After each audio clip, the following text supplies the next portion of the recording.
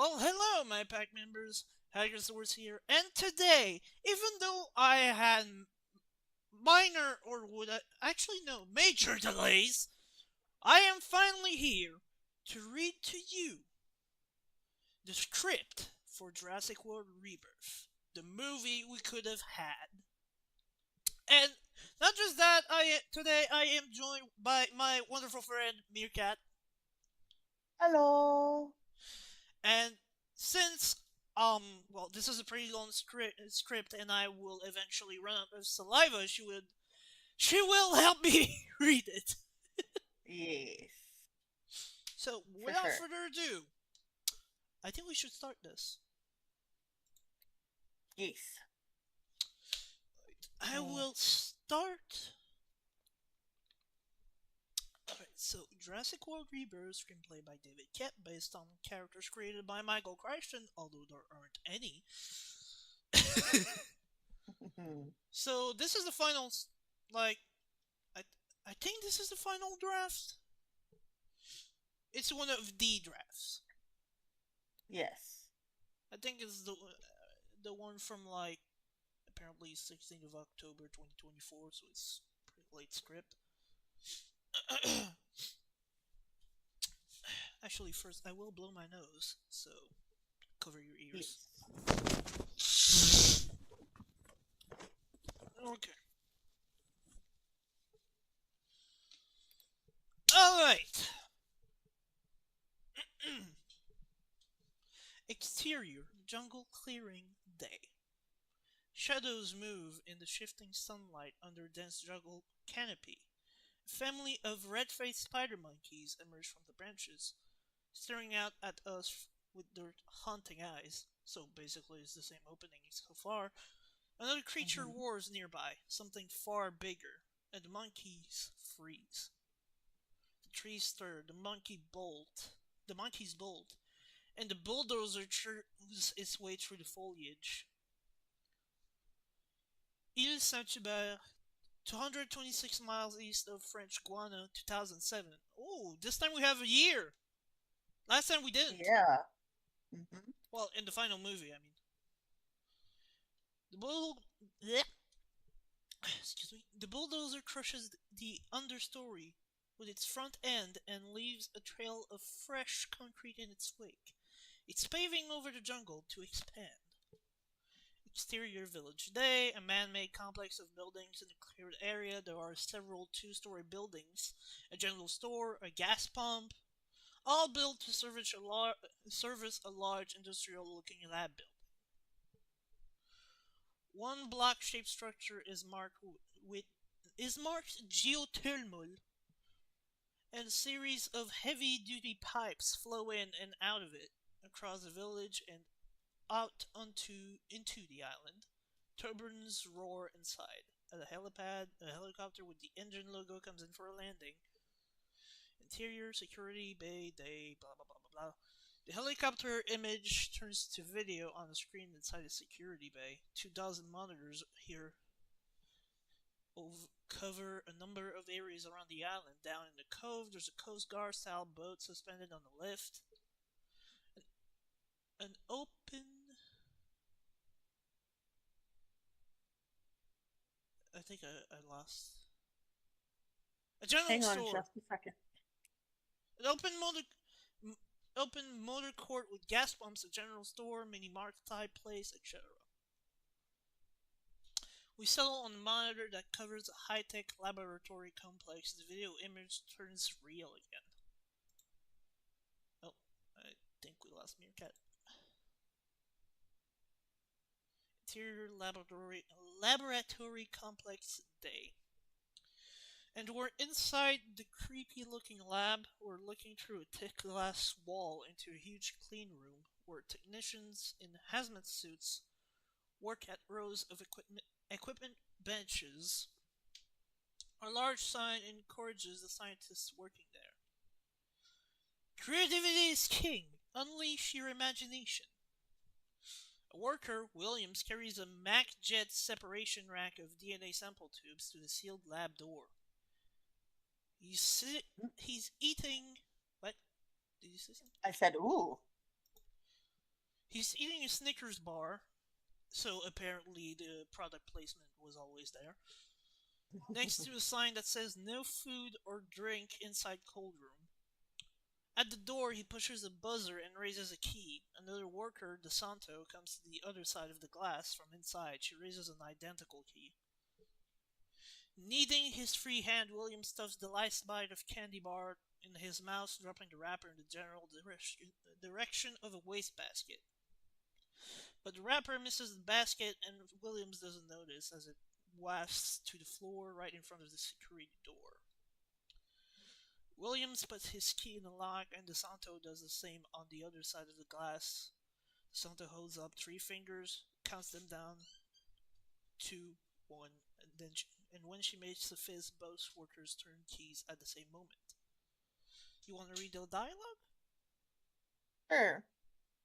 Remember the old days when we actually got to eat lunch? Yeah, and have a Saturday? Money, money, money, money. So in this version, he wasn't an idiot. He was just a tired employee that just Yeah, didn't have time to exactly. eat. Yep. The door hisses, a warning buzzes, and the airlock slides open. As William steps through, the chair changing the air pressure sucks the candy bar wrapper inside too. The wrapper wafts along the door, blown by the mist, and sterilizing steam billowing into the lab from wall vents. Excuse me. The wrapper floats and hovers in the path of an open glass door leading to the interior of another sealed room. We can't see much inside this second chamber. The steam and mist are thick, but do see a large, oddly shaped shadow moving in mist deep inside the room. 2 scientists, flanked by 3 armed guards, come out of the room, key the security panel on this side of the door, and another thick glass panel slides shut. Your turn. I didn't see the date, but I assume Data. we've upped. Oh, data yet, but I assume we've upped the. Can you? Yeah, soporifics? Uh, xylosine and romidifidine. You want me to read Tr- those for you? well, no, it's like I was like trying to figure out. Okay, There's so some sort we of up the soporifics, xylazine and romofidine. trying 0.5 milliliters per 100 pounds. Well, you don't want to kill the thing. Some days I do. So yeah, clearly shows that the animal is in pain, Mm-hmm. and they're probably drugging it. Drugging it to hell. No wonder it was pissed off. I mean, at this point, maybe it was a drug addict. Yeah, that too. At floor level, the door slides shut, pushing the floating candy wrapper up against the frame where it's meant to seal. For a second, the door panel lights up green to show a seal, and the scientists and guards walk off. But then the light flashes red, and the door tries again, opening an inch and closing. The light flashes from green to red and back to green again. The wrapper is stuck there now. The distorted word Snickers jam onto the door seal. Mm-hmm. So yeah, instead of just getting inserted inside the mechanism, it was just making sure the door wouldn't close. Yep. The light goes solid red. A buzzer buzzes, and door slides open all the way. Now every single alarm in the place goes off at once. This is very bad. Mechanized voice announces a containment breach. Workers drop what they're doing and bolt for the exit. As they move, we get some glimpses of what else is going on in the room.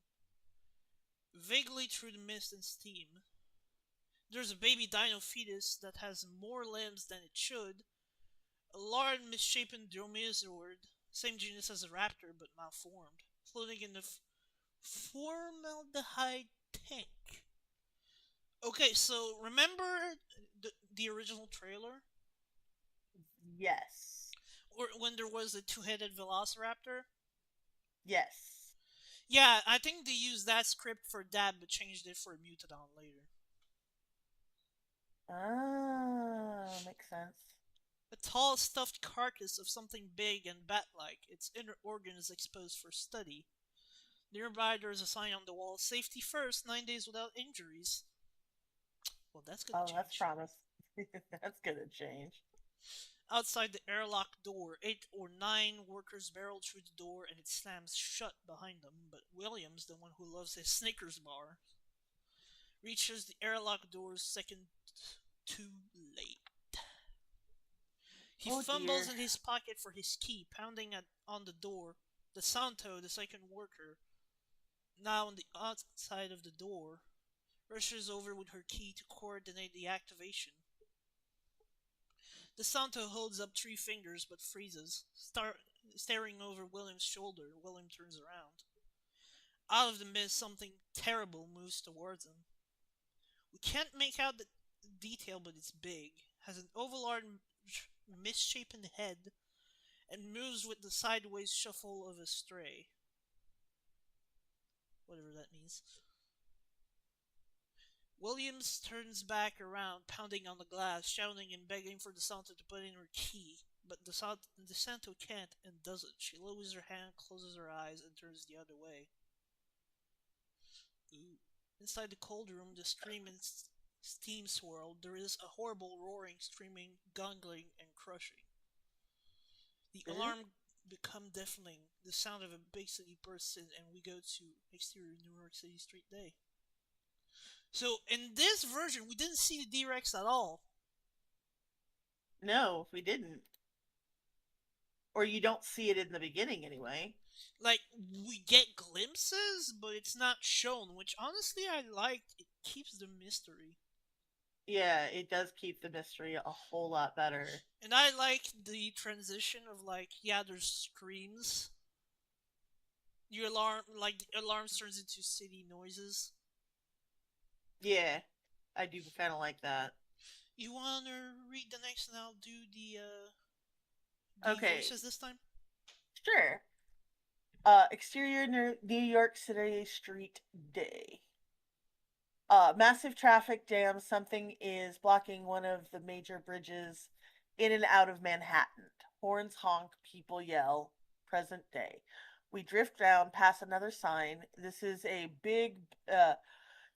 one big billboard atop a low building.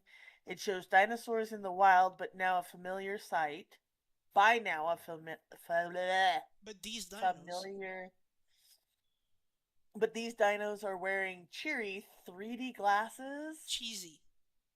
Cheesy. You want Oh, me to do this? yeah, make it a smidge bigger. Yeah, there we go. Safer for them, safer for you. Across the corner of the billboard is plastered another message: all tickets half price. Nobody's buying. Dinosaur interest ain't what it used to be. Yeah, that's one aspect of Rebirth I kind of thought I was didn't like. cool. Yeah, Like, with bullshit.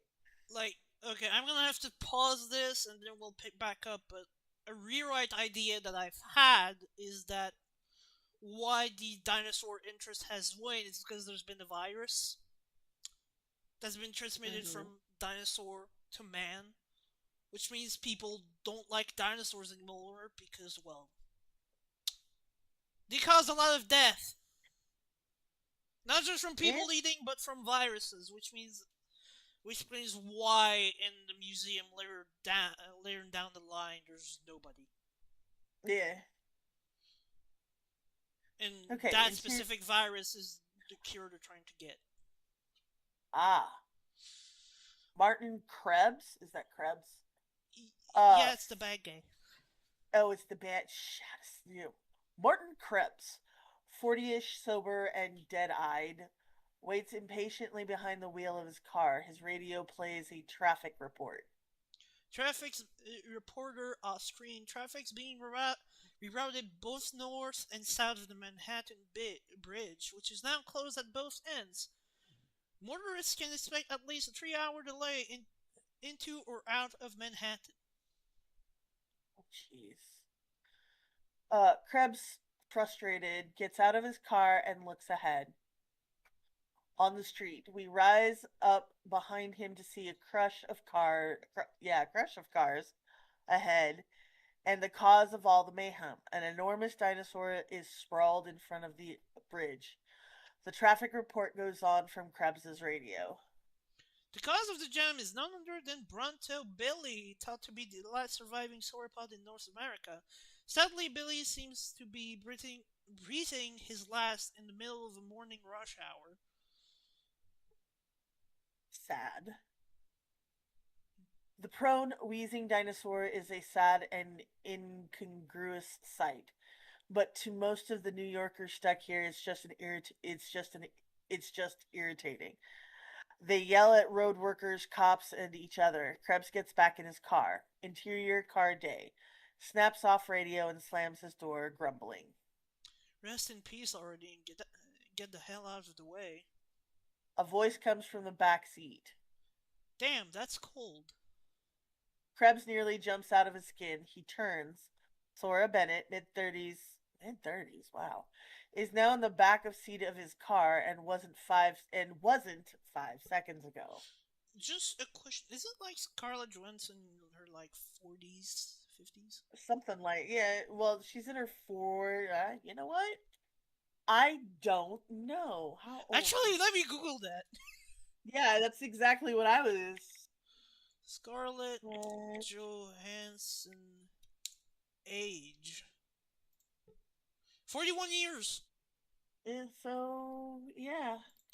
So mid-30s is a bit of a stretch. But she looks damn good, so not a complete But stretch, I don't know but if it was written for her in mind necessarily, so we'll let it slide. yeah, we'll let it slide. Even for New York. Don't do that. Recovering. This is Bennett, I assume. Hello. When are we supposed to meet at the... You're not exactly hard to follow. What is it you want, Mr. Krebs? Just go off at a light from Amon, and I'd like to get some sleep. How did you find out about me? Paulo Pellegrini at Blackwater? Did he give you a message for me? He said to say Felix isn't himself today. Okay, I'm listening. Was that a spy thing? That's fantastic. What is it you do at Parker Genix? Capabilities? Logistics? Sounds vague. What is that in this case? They say you're good at procuring things and not asking a lot of questions. Do they? And that you are, untroubled by possible legal or ethical implications. Well, they need to shut up. I meant it as a compliment. You get things done. I lost a friend on my last job. I'm not up for procurement. I haven't told you what it is. Outside, cops are waving cars around, trying to reroute things. Krebs puts it in gear, and they crawl forward slowly. Your company is pharmaceutical. You called me. I was Saxog? So it's covert? Yeah, Saxhog. I don't know what Saxhog is. Neither. Probably into theft. I do mission support and risk management, not heists. It's dinosaurs. They might be true with us, but we're not true with them. Your turn. Well, no, I was looking up what Saxhog was. Special Activities Center Special Operations Group. It's a highly secretive, elite tactical paramilitary arm of the CIA's Directorate of Operations. Basically, Black Ops. They're passing slowly the enormous head of Bronto Billy. It fills the windows on one side of the car. Zorro gestures to it. They're all dead or dying, except for on a few islands around the equator. But that's a no-go zone. That's where you come in. The car stops abruptly again, gridlocked after 50 feet. No thanks. She gets out of the car, walks through the traffic and into the plaza. Exterior plaza day. We see the reason the car stopped. A large crane trundles into view to be brought to bear on the dinosaur carcass. Krebs gets out and follows Zora. Cop number one. Hey, buddy, you can't leave your car. Give me a minute. Won't be long. Krebs chases after Zora. Krebs continued. Did you know 20% of Earth's population will die of heart disease? That's one in every 5 people alive on the planet. Think of somebody, anybody you know. What if I said you could be personally responsible for giving them another 20 years of life? Zora stops and looks at the faces around her, but she fights that off. Okay, I've noticed a few change in dialogue. Mm-hmm. Touching, but it's not my area. Well, it's ours, and I'm proud to do what I do. Companies like ours risk billions of dollars in research and development every year. And we come out of it with drugs that save lives. Keep up the good work. She turns to go. And we have very deep pockets. She stops. Traffic starts moving, cops waving, whistling, bellowing. Whistles. Blowing. Whistles blowing. Let's move it! Back in your car! Zora and Krebs start back to the car. How deep? For you, extremely. Gonna need a number. A 10. 6 zeros. Counting the one that's in the 10? No, it's a fortune, Miss Bennett. That kind of money that would... That... The kind of money that would mean a person never has to put their life on the line again. That appeals. What's the hitch? Possible criminal charges? We're going to a place for which every government on the planet has outlawed travel. Guess we better not tell anybody. And we're bringing a civilian. Interior Museum, Neo-Jurassic Wing Day. The Neo-Jurassic Hall in a museum is shutting down. It's closed to the public already, and the workers dismantle exhibits, crate up skeletons, and turn off displays. The big screen on the wall shows a video of a dinosaur interacting with the modern world in cities and small towns and all sorts of weather. They don't look like it's going well. I've seen the animatic of this. You have? I wish, yeah, there's it's a deleted scene. Do you have it somewhere? I can't find it though. It's on YouTube. Well, after this See, scene, we'll try to find it. Hold on. Because I'd like that to be said to me so I can watch that later. Yeah. Alright, I'm gonna read the dialogue in the meantime. Okay. And some narration so you can research. Yeah. Narrator, Oscar, despite high hopes and the best efforts of conversationists all over the world, the Neo-Jurassic Age has proven lethal to Dinosauria. Hostile climate and exotic disease have claimed most of their lives. Zora and Krebs cross the hall to where Dr. Henry Loomis, American, mid-30s, supervises the dismantling and storage of a massive pterosaur skeleton suspended above them on wires and attended by workers on scaffolding. Oh, that's different too. Yeah. In the movie, Loomis sees them. Yeah. Loomis sees them and hops off the scaffolding. Hiya. Sorry, hell of a day. Hell of a day here, as you can see. Dr. Henry Loomis, this is Zora Bennett, our mission specialist. Hello. Loomis nods and they shake. Sorry, what mission? To the nearby workers. Hey fellas, could you give us a minute, please? The workers look at Loomis, who is this guy? But Loomis nods and they take a break. When they're out of earshot, Krebs turns to Zora. Dr. Loomis has been advising Parker Jennings for the past 6 months on coronary health, we're developing a drug called paleodioxin, derived from the largest dinosaur species on record. Thank you. Interesting. You're welcome. Computer modeling suggests it could forestall coronary disease for an average of 2 decades. What? Yeah. Think what that might have meant for your mother. I'm sorry for your loss. Bristles. Anybody can read the file. Don't get personal or I'm out. Okay, so this is different because they didn't. I don't remember them saying the name of the drug. Or if they did, I just don't remember this movie as much. Yeah.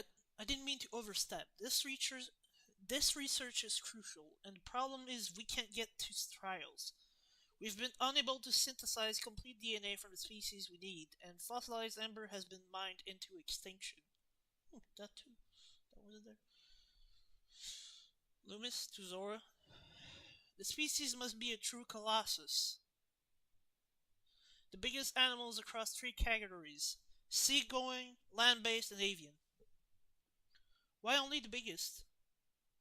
With growing academic enthusiasm, Dr. Loomis leads them around the hall, pointing at 2 various displays on the wall. Their hearts.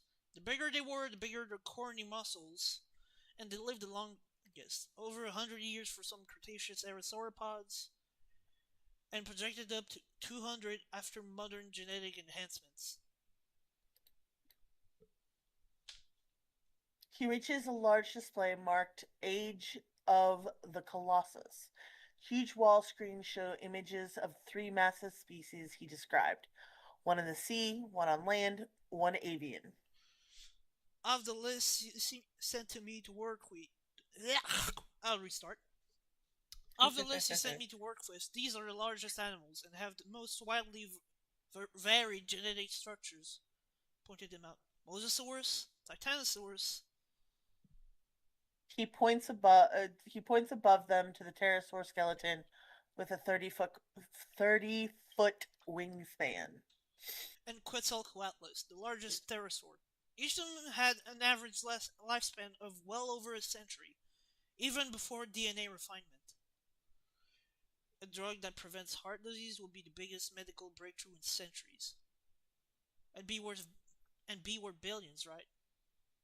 Trillions. Yeah. The only way for our scientists to complete the strands now is with blood and tissue samples from living dinosaurs. Zora looks at him for a moment, then back up at the images and skeleton of the immense animals. You want to take blood samples from these animals while they're alive? Hemoglobin deoxygenates within seconds post-mortem. Lividity and hypostasis follow immediately. Fortunately, these creatures all exist in one isolated place. We'd like to leave immediately. We have competitors, and Mr. Parker does not tolerate coming in second. Can you be ready tomorrow? I thought I was just advising. You are, in person. We're not qualified to identify the animals or predict their behavior. Why don't you just send an army? You're a rich company. Yeah. I shouldn't read scripts this late.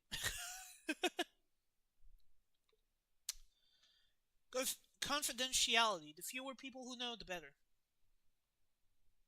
Zora to Loomis. I can guarantee your safety, more or less. It's not just my safety, it's more or less. Pretty much. What you're proposing is really illegal.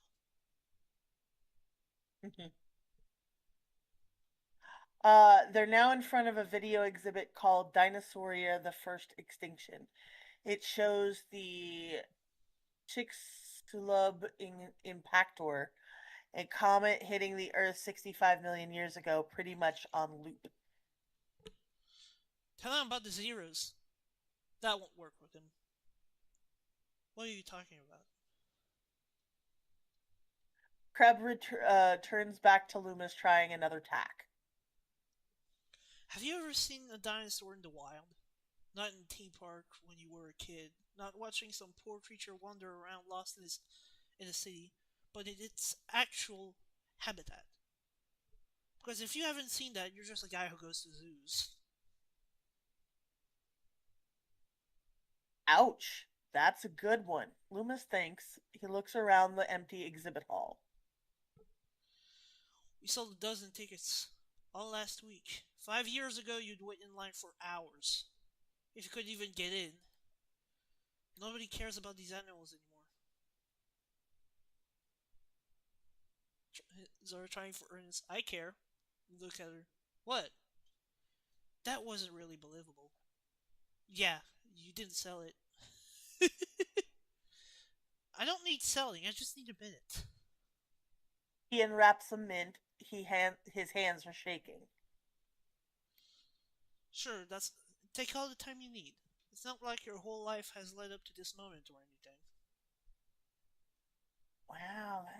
Well, they did. They put it on thick in the movie too, so I really can't say anything. Mm-hmm. Loomis pops the mint in his mouth and crunches it anxiously. Right now? Yep.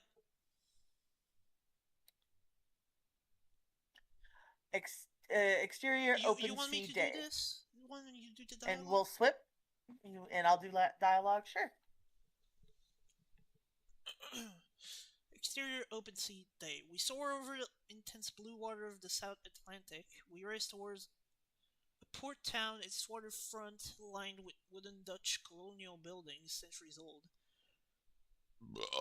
Oh, excuse me. Gesundheit. Param- Paramir- Paramaribo's Suriname, 402 miles north of the equator. The heat is blistering. Some drunks are asleep against the walls of the buildings in the shade. Ugh.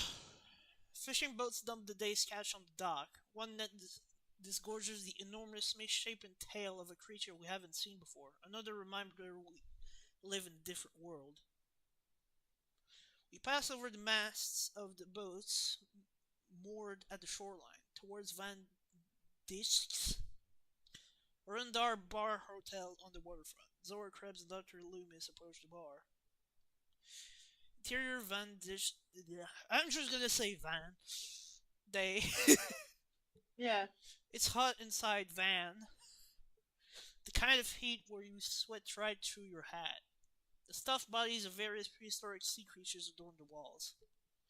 The head of one particularly scary marine dinosaur, a plesiosaur, is mounted next to the bar's corner table, mouth open as if it's about to swallow the whole table.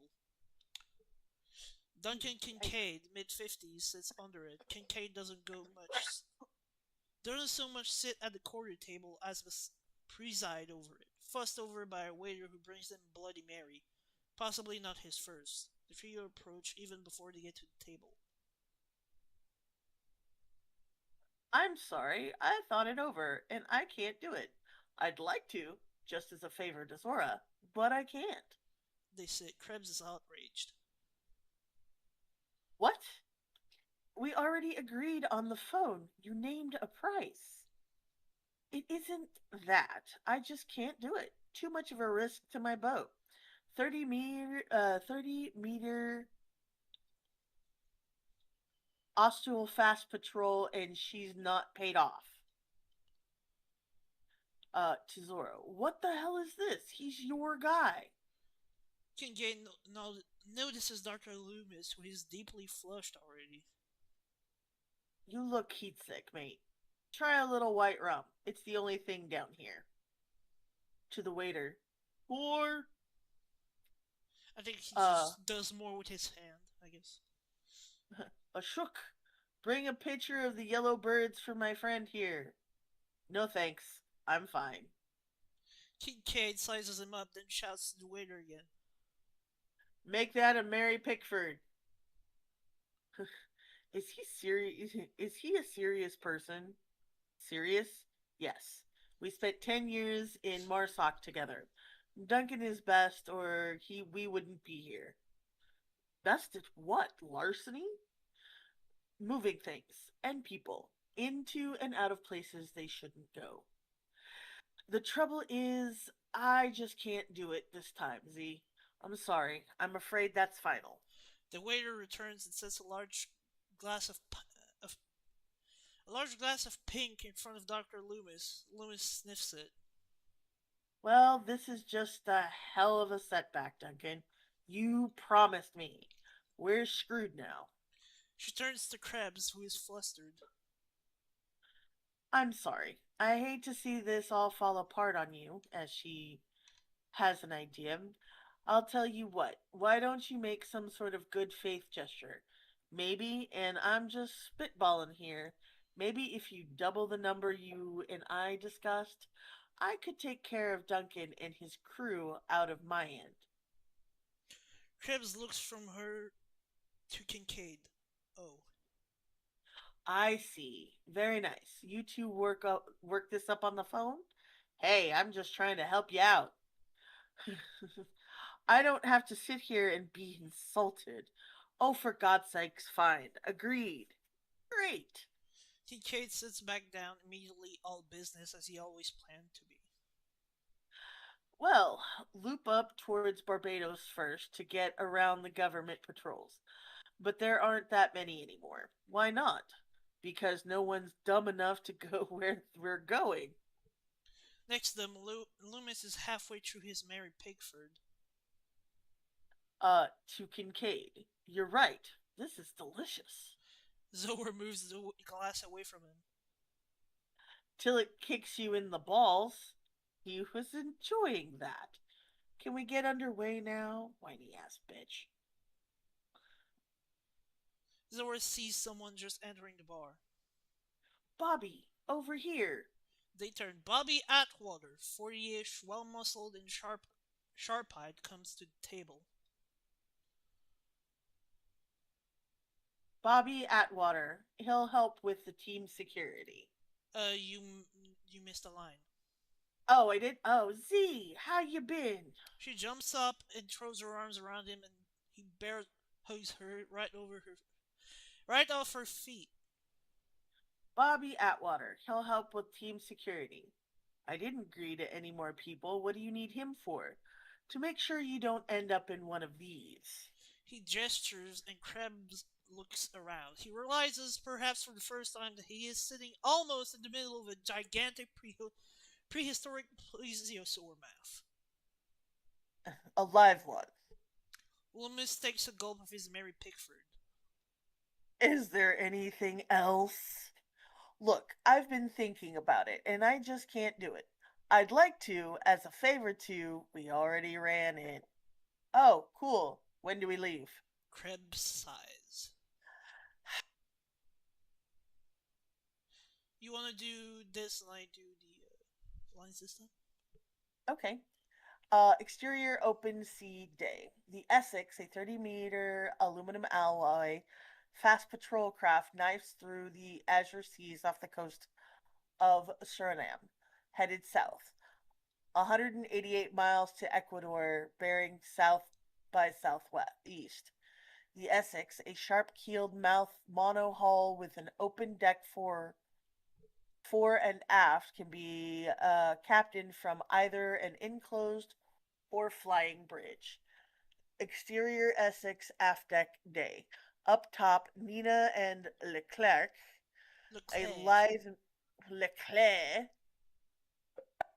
a live man and woman in their late 20s pilot the Essex at the top speed from the flying bridge. Interior bridge day.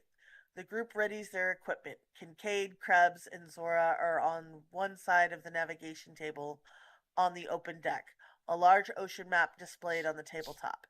Dr. Loomis and Bobby Atwater, each with equipment cases, work on the deck beside them. The tabletop screen is jammed with data, ocean depth, currents, speed, direction, and various pulsing dots indicating the location of the boat and other notables. The mosasaur was Krebs. tagged in captivity, and Engine continued to track it after its escape. We bought their data when they entered Chapter 11, so now we track it. Nobody else seems to know about it. He points to a flashing blue dot on the tabletop, some 60 miles south of where they are now. A code is printed next to it. MSRV.7.2 Dobbs 2 23 2007. I have no idea what that means. Probably, well, 2007 I think is the year they tagged it. Or when it was born. Mm, maybe, I don't know. But I think I don't MSR means know. mosasaur. Eh. That's it right there. Another 150 miles or so, it's very close to the equator. Why only the equator? Why didn't the animal survive anywhere else? Dr. Loomis, who has been assembling equipment, speaks up. The fitness landscape of the Earth no longer suits them. The air is different, the solar radiation is different, the insects, the vegetation, everything is different. Close to the equator, it's nearly the climate of 60 million years ago, warmer and rich with oxygen. Yeah, that's bullshit. Krebs, the mosasaur mostly circles the island we're headed to. There's a complex there that was R&D for the original park. It was abandoned after an accident. 2 dozen Hmm. species have survived on their own on the island for almost 20 years. Make no mistake, it is by no means a controlled environment.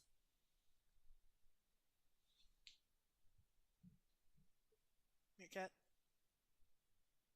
Atwater snaps to the latch on the metal case and opens it, revealing an array of lethal-looking darts.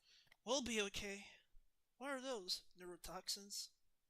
Zora, how fast? Paralysis within a couple seconds. Loomis, and then what? And then you survive. Off, off Loomis's look. Is this where you tell me it's a crime to kill a dinosaur, Doctor? No, this is where I tell you it's a sin to kill a dinosaur. What if it's us or them? Then we've put our place in a place where we don't belong. Zora puts a hand on his shoulder. He blushes at the contact. Dr. Loomis, that is kind of our specialty. Krebs to Loomis. We have no intention of harming these animals. We'll just get our samples and go home. Uh, Sorry, I was answering a question that I had to answer. Kincaid checks the table map, comparing their positions with the mosasaur, then checking the sun. Kincaid, we're gonna lose the light before contact. We'll make a run first thing in the morning. How does extraction work? Hold on, I gotta answer this. Okay.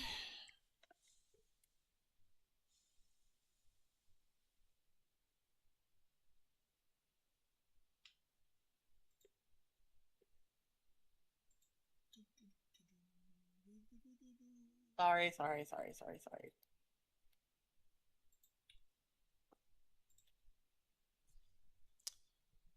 Need me to put on Exterior, hold? Or. um, no, I'm good. I'm Okay. good. It was something internal apartment things around here that I had to answer a question. Okay.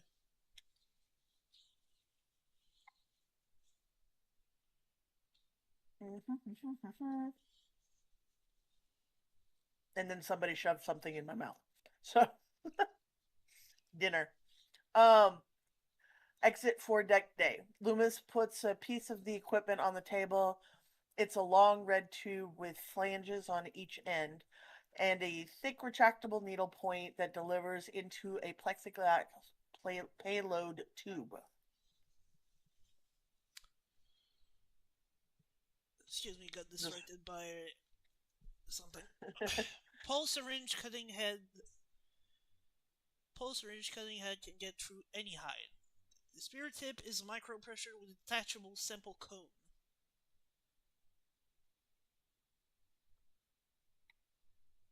He presses the tube and the guitar quarter-inch needle emerges. It self ejects when it reaches capacity. Should fire a couple 100 feet into the air like a model rocket. We, dro- we drop back, let the animal swim off, and bag our sample when it floats back down to us. I'll take the shot. Remote biopsy darting is pretty basic. I'm sure I can handle it. How big is a mosasaur? About 60 feet. What's its what's it weigh? 25 tons. How fast will it be moving? Let's see your point. Killer whale speed. Zora picks up the darting rifle, puts it in Loomis's hands, and turns him towards the rail of the boat. She leans him over so they're out in the sea spray. Feel the spray? Zora, Now picture the boat rocking 15, 20 degrees, moving at 30 knots, sweat running into your eye, and you're close enough to look that thing right in the teeth. Claps claps him on the back. You got this. they lean back. Loomis hands her the gun. Please be my guest. Sora taking it. If you insist. Loomis looks at her, impressed and a bit taken. Mm-hmm. Interior bridge day. Zora finds her bag on the foredeck and rummages through it, sorting her equipment. Kincaid sits on a bench beside her. I can't take it. It's like watching a house cat fall in love with a lion. I don't know what you're talking about. I just I just hate MC end up in your twisted trail of human wreckage. No offense. Who could possibly be offended by that? He smiles while she works. I heard about Booker. I'm so sorry. Yeah. What job were you on? Simple training mission in Yemen. Couldn't have been more basic. Car bomb. Out of nowhere. Quick at least. Not really. Shit. He didn't deserve that. She stops for a moment, taking a breath. She adjusts her hat, but her hand is shaking. Kincaid notices. You can't keep it up forever, you know. The work, it breaks you eventually. Who do you think I'm down? Why do you think I'm down here, trying to buy my life back? Really? I thought you just missed me. You know what I missed? My own mother's funeral. Wow, that's messed up, Z. Thanks. Seriously, it's like the worst thing I've ever heard anybody do. Very supportive, thank you. You'd like it down here. Very lazy, good for your nerves. Okay. Don't just brush that off. Don't wait, Zoran. Do not wait. He looks at him delicately. Please tell me you and Amelia worked it out. Whenever we looked at each other, we just saw our little boy. Easier for both of us to go it alone. Pause. Zora tries to pull it out. Whoa. Damn, we are pathetic. Bad luck. I'd say we made some bad choices, but I can't think of a lot of good ones to compare them to. You gonna be okay on this? Hey, worry about you. I'm always okay. What do you say we both stay alive and go home rich this time? Best plan I've heard all day. Exterior open sea day. You want Elsewhere, me a to do peaceful. it? Yeah, Each we can scene we switch off. change. Okay, works. Exterior open sea day. Elsewhere, a perfectly restored 1954 teak Bermudan sloop sails through pristine waters in the late afternoon light. 45, 47, 40. excuse me, miles due south. The boat's twin mainsails crack in the light evening wind. Ruben Delgado in his 50s tandem fit is at the tiller. He looks exhausted. Isabella Delgado, 9 or 10, sits on the engine cover nearby, feet kicking. She peels a piece of red licorice off a slab and eats it with gusto. Ruben looks at her. Are you rationing those? I'm enjoying them. You gotta put an emphasis on the enjoying. I'm enjoying them. He smiles and shakes his head. Long way across the Atlantic. Long way across the Atlantic. You're gonna miss them when you run out. She shrugs. So what? I'm a kid. Ruben notices her pockets, which are stuffed with fresh packets of the candy. Can I ask you can I ask why you have so many in your pockets? So he doesn't eat them. Ah, Right. Teresa Delgado, 16, comes up from below deck. Is he Oh, so coming or this one she's a teenager. mm-hmm. I thought she Is was he like coming? about an adult in the. Yeah, I thought she was like older than that. Oh, okay. Well, in Is the he? actress is Yeah. kind of. Is She's in her yeah. adult years, so I think they Yes. changed it around that because she's going to college in the film. Anyways, Is he coming or what? I told him twice. Ruben seems supremely irritated but bites his tongue. Okay, okay, honey. Teresa sits near the helm and returns to her rope slicing chore. To Isabella. Want to practice? You bet she does. Isabella goes over and plops down next to Teresa, who hands her an unspliced rope. Under, excuse me, over, under, around. Isabella tries. Teresa's hands move fast.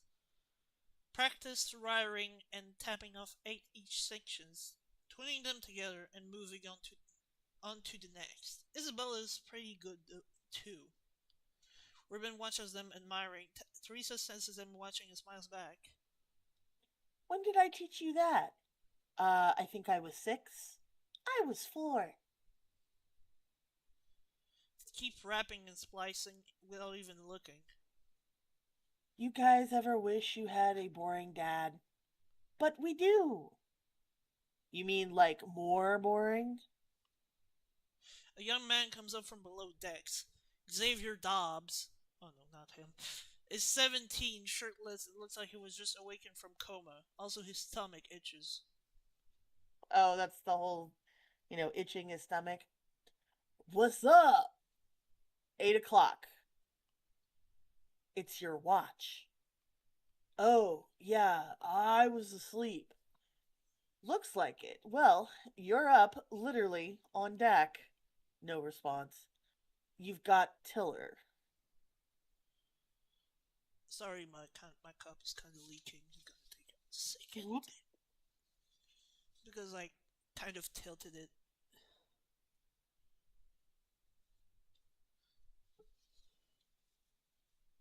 Okay. Xavier looks around at the fading light. Just really tired. Teresa interrupts to prevent a fight.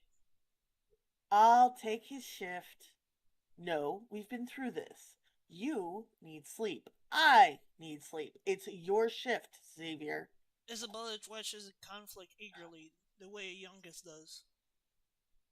Can't we just anchor tonight for once? Uh, we carry 50 meters of anchor chain. It's 2,000 meters to the bottom. Sounds like somebody should have thought of that before we left. You're a moron. Exasperated. Do you have any idea the weight of 2,000 meters of. I built the boat, okay, Xavier? I know what I'm doing. So then you're good on the tiller? Ruben, giving up. Grab another hour. I'm fine. Xavier points a finger gun at Ruben, fires it with a wink, and goes back below. Ruben stares ahead, hands on the wheel. Teresa looks at him. Isabella watches them both, chewing a fresh piece of licorice. Ruben, didn't say a word. She sets the she sets the ropes down and moves to sit beside him. They sail on as the stars come out above them. Not Oh, so it's one at word. night. Yeah. Hold on, let me. Does it say at night? No, it says day. No, it says day, yeah. So what word did stars about? Da, da, da, let's see. Another hour, don't say a word. Not one word. Dad. I guess I'd hoped it would just be the 3 of us.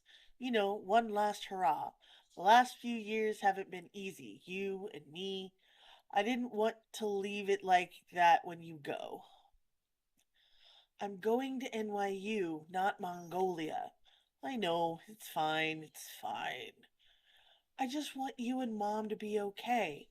Okay? Of course we'll be okay. Well, you're not always. Marriage is complicated, honey. I know that. Just be cool. Take good care of her. Always. Okay, so in this one, they're not divorced. Yeah. Because I think in the final film they were divorced. Anyway, his eyes flicker to Xavier in irritation. Did he even bring a shirt? You don't know him, okay? You don't see the side of him that I see. The naked side? I definitely do not. What are those? She's looking to port. He follows her gaze. Where? 10 o'clock, moving east. Ruben squints towards the horizon. It's hard to see much detail in the fading light, but we can dimly make out tree sail type shapes, cresting 3 or 4 feet above the waterline. Isabella joins them, looking at shapes too. Dolphins? They have fins, not sails. The sails slip beneath the surface. Where did they. Where did? Where did. Something thuds against the starboard side of the boat, and it was big. The wood groans, the sailboat shudders. What was that? Take the wheel. She does. He goes to the starboard rail. He looks out at the dusky sea, sees nothing, grabs hold of a rope, and leads. Excuse me again. Gesundheit. Over the side to check the hull, but he can't get far enough out. Turn on the Garmin and grab and come grab my feet. Teresa flicks 2 switches on the motorized unit next to the helm and connects a retractable arm to an autopilot device that clamps onto the wheel. Isabella watches her, Teresa teaches. Spin the dial, new heading, just off the wind. She spins the dial and flicks another switch. Switch to wind vane, got it. Isabella nods, fast. Stay here, watch it. She hurries to starboard and slides up behind Ruben, grabs hold of his legs with one arm, and wraps her other arm in a coil of heavy rope. She's adept. From sea level, we look up at Ruben as he leans way out over the edge of the boat. The waves smacking up at us as the boat moves. We tense up as Ruben inspects the hull from this angle, looking for damage. There's no broken hull, but there is a long dark streak of algae that runs half the length of the boat. Ruben's too close to the surface of the water for comfort. Boom. A dark shape moves right to the foreground, fast. Pull me up! Back on deck, Teresa pulls him by the legs, and he scrambles back on deck. Something big sideswiped us. Is it a sailfish? Bigger. Is it a you know what? No, it's not a you know what. There's barely any left. Sea drift? If we're in a shipping lane, wasn't debris. Big algae streak alongside, 15 or 20 feet. The whole boat rocks as something huge slams onto the port side. It's ferocious this time. They're all nearly thrown overboard. The boat heels up to almost 45 degrees, and anything not tied down goes flying, some of it slamming into them as they cling to the ropes that run along the starboard rail.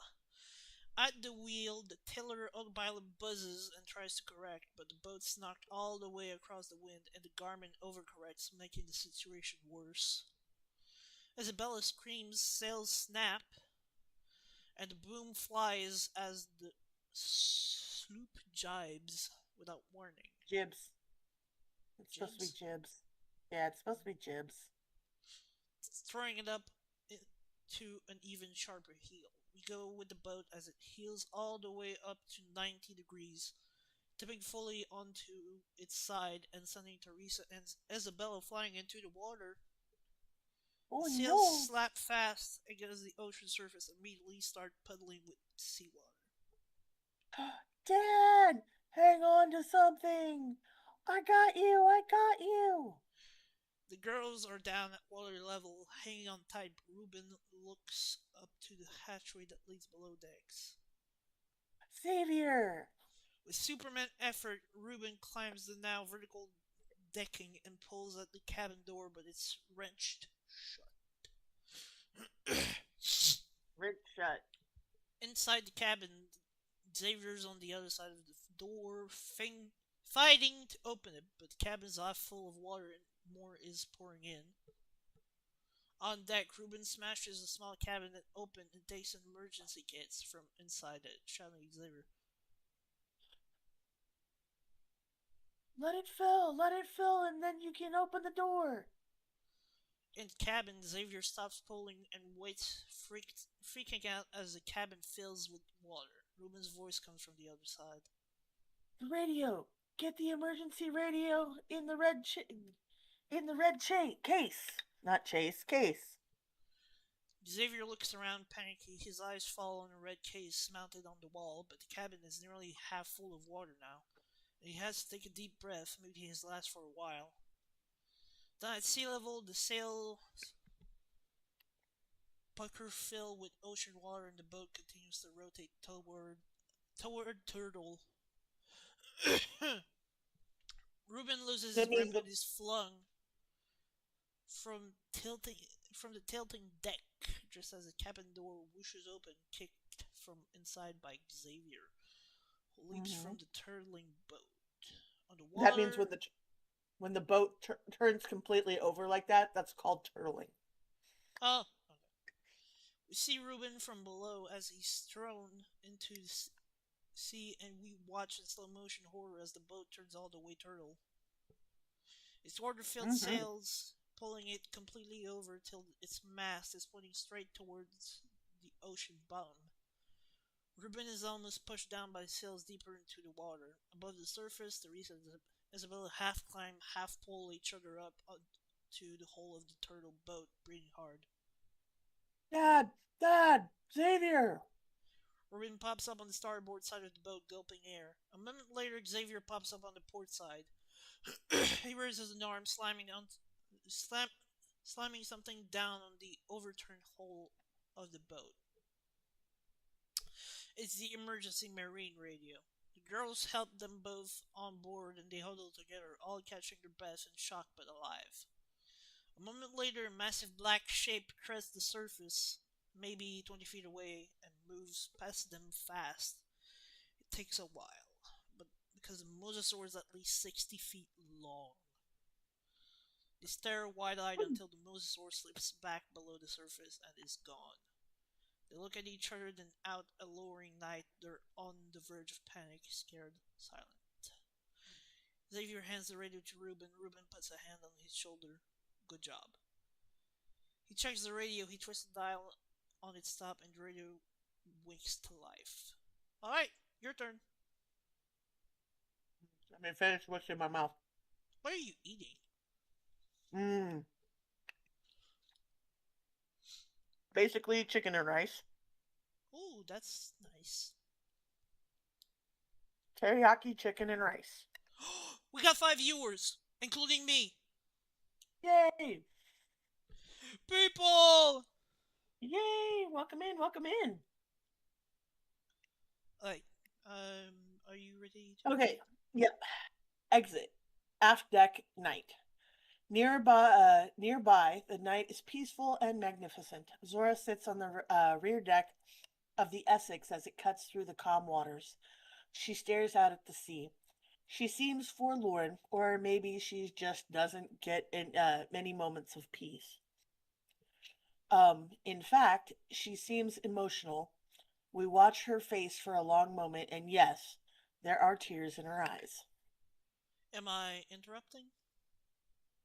Dr. Loomis has come out on deck. Zora, surprise, wipes her cheeks. He sees. Oh, jeez. Yes, I am. That's what he says. Fine. Can't sleep. Say when you can sleep the night before, it's time to quit. Don't hear that much in museum work. Sit down if you want. He does. She looks out at the water. He looks at her. Can I ask what's bothering you?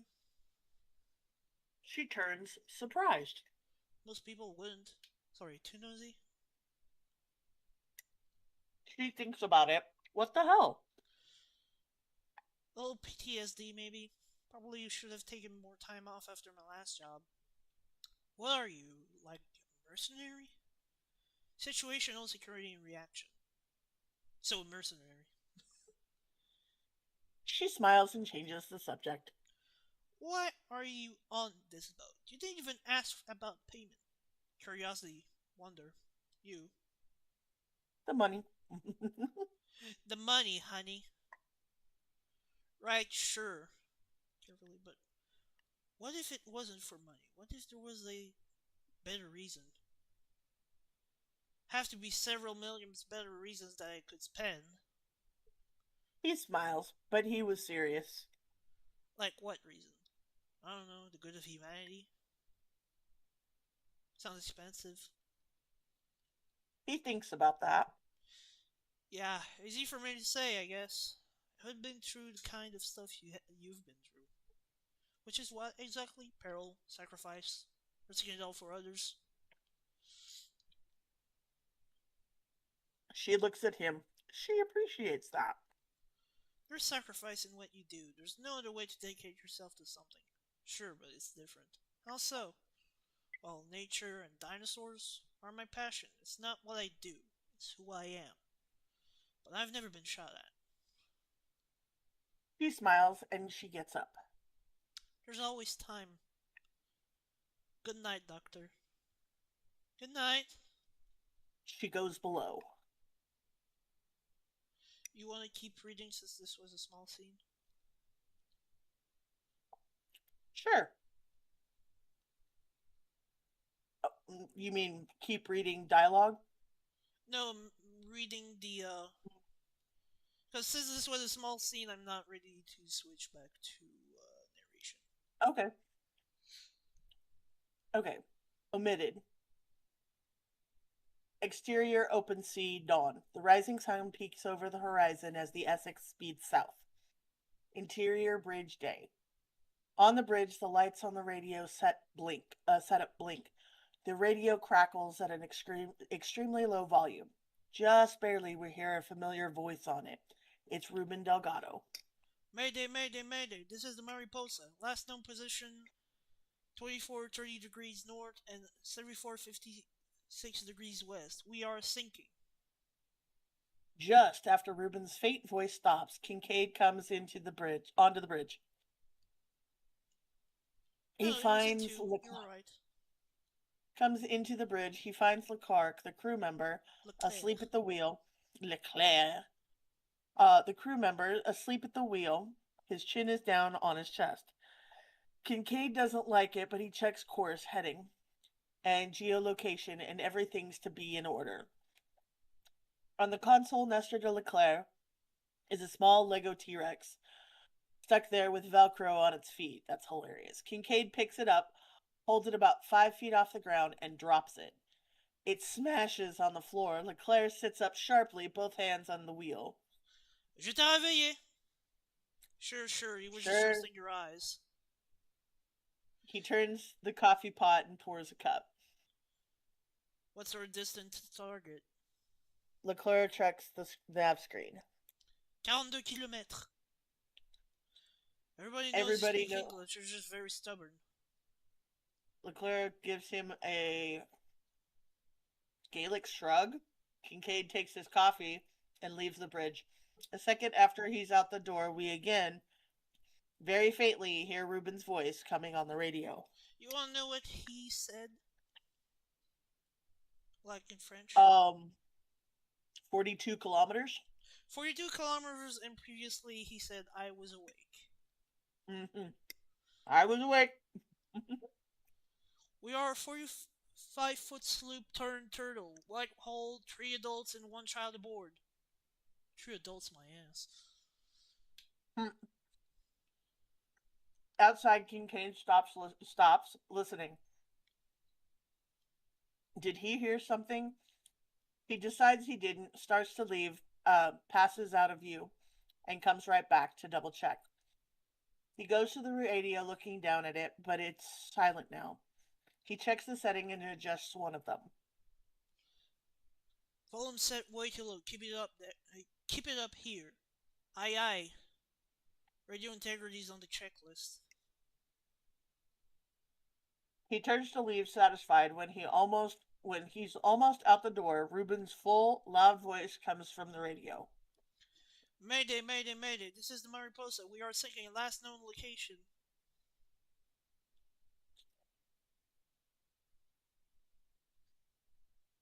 Kincaid stops. Holy shit.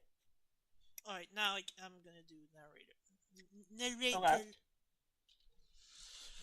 All hands have been assembled on the rear deck. Kincaid, Zora, Dr. Loomis, Krebs, Bobby Atwater, Nina, and Leclerc. Tensions are high. Zora keeps it on point. You're sure about their location? Down to 10 square meters, he sent a DCS. We're 28 DSC. miles. DSC. We're 28 miles away. Nina shouts from the flying bridge where she and Leclerc pilot. 3 miles to target. Bobby Atwater tries to say something indelicate delicately. That's 28 miles, in the opposite direction. You want to leave them? Come on, Bobby. I'm saying the guy has a working radio. He can transmit his location. We're not in the middle of the Arctic.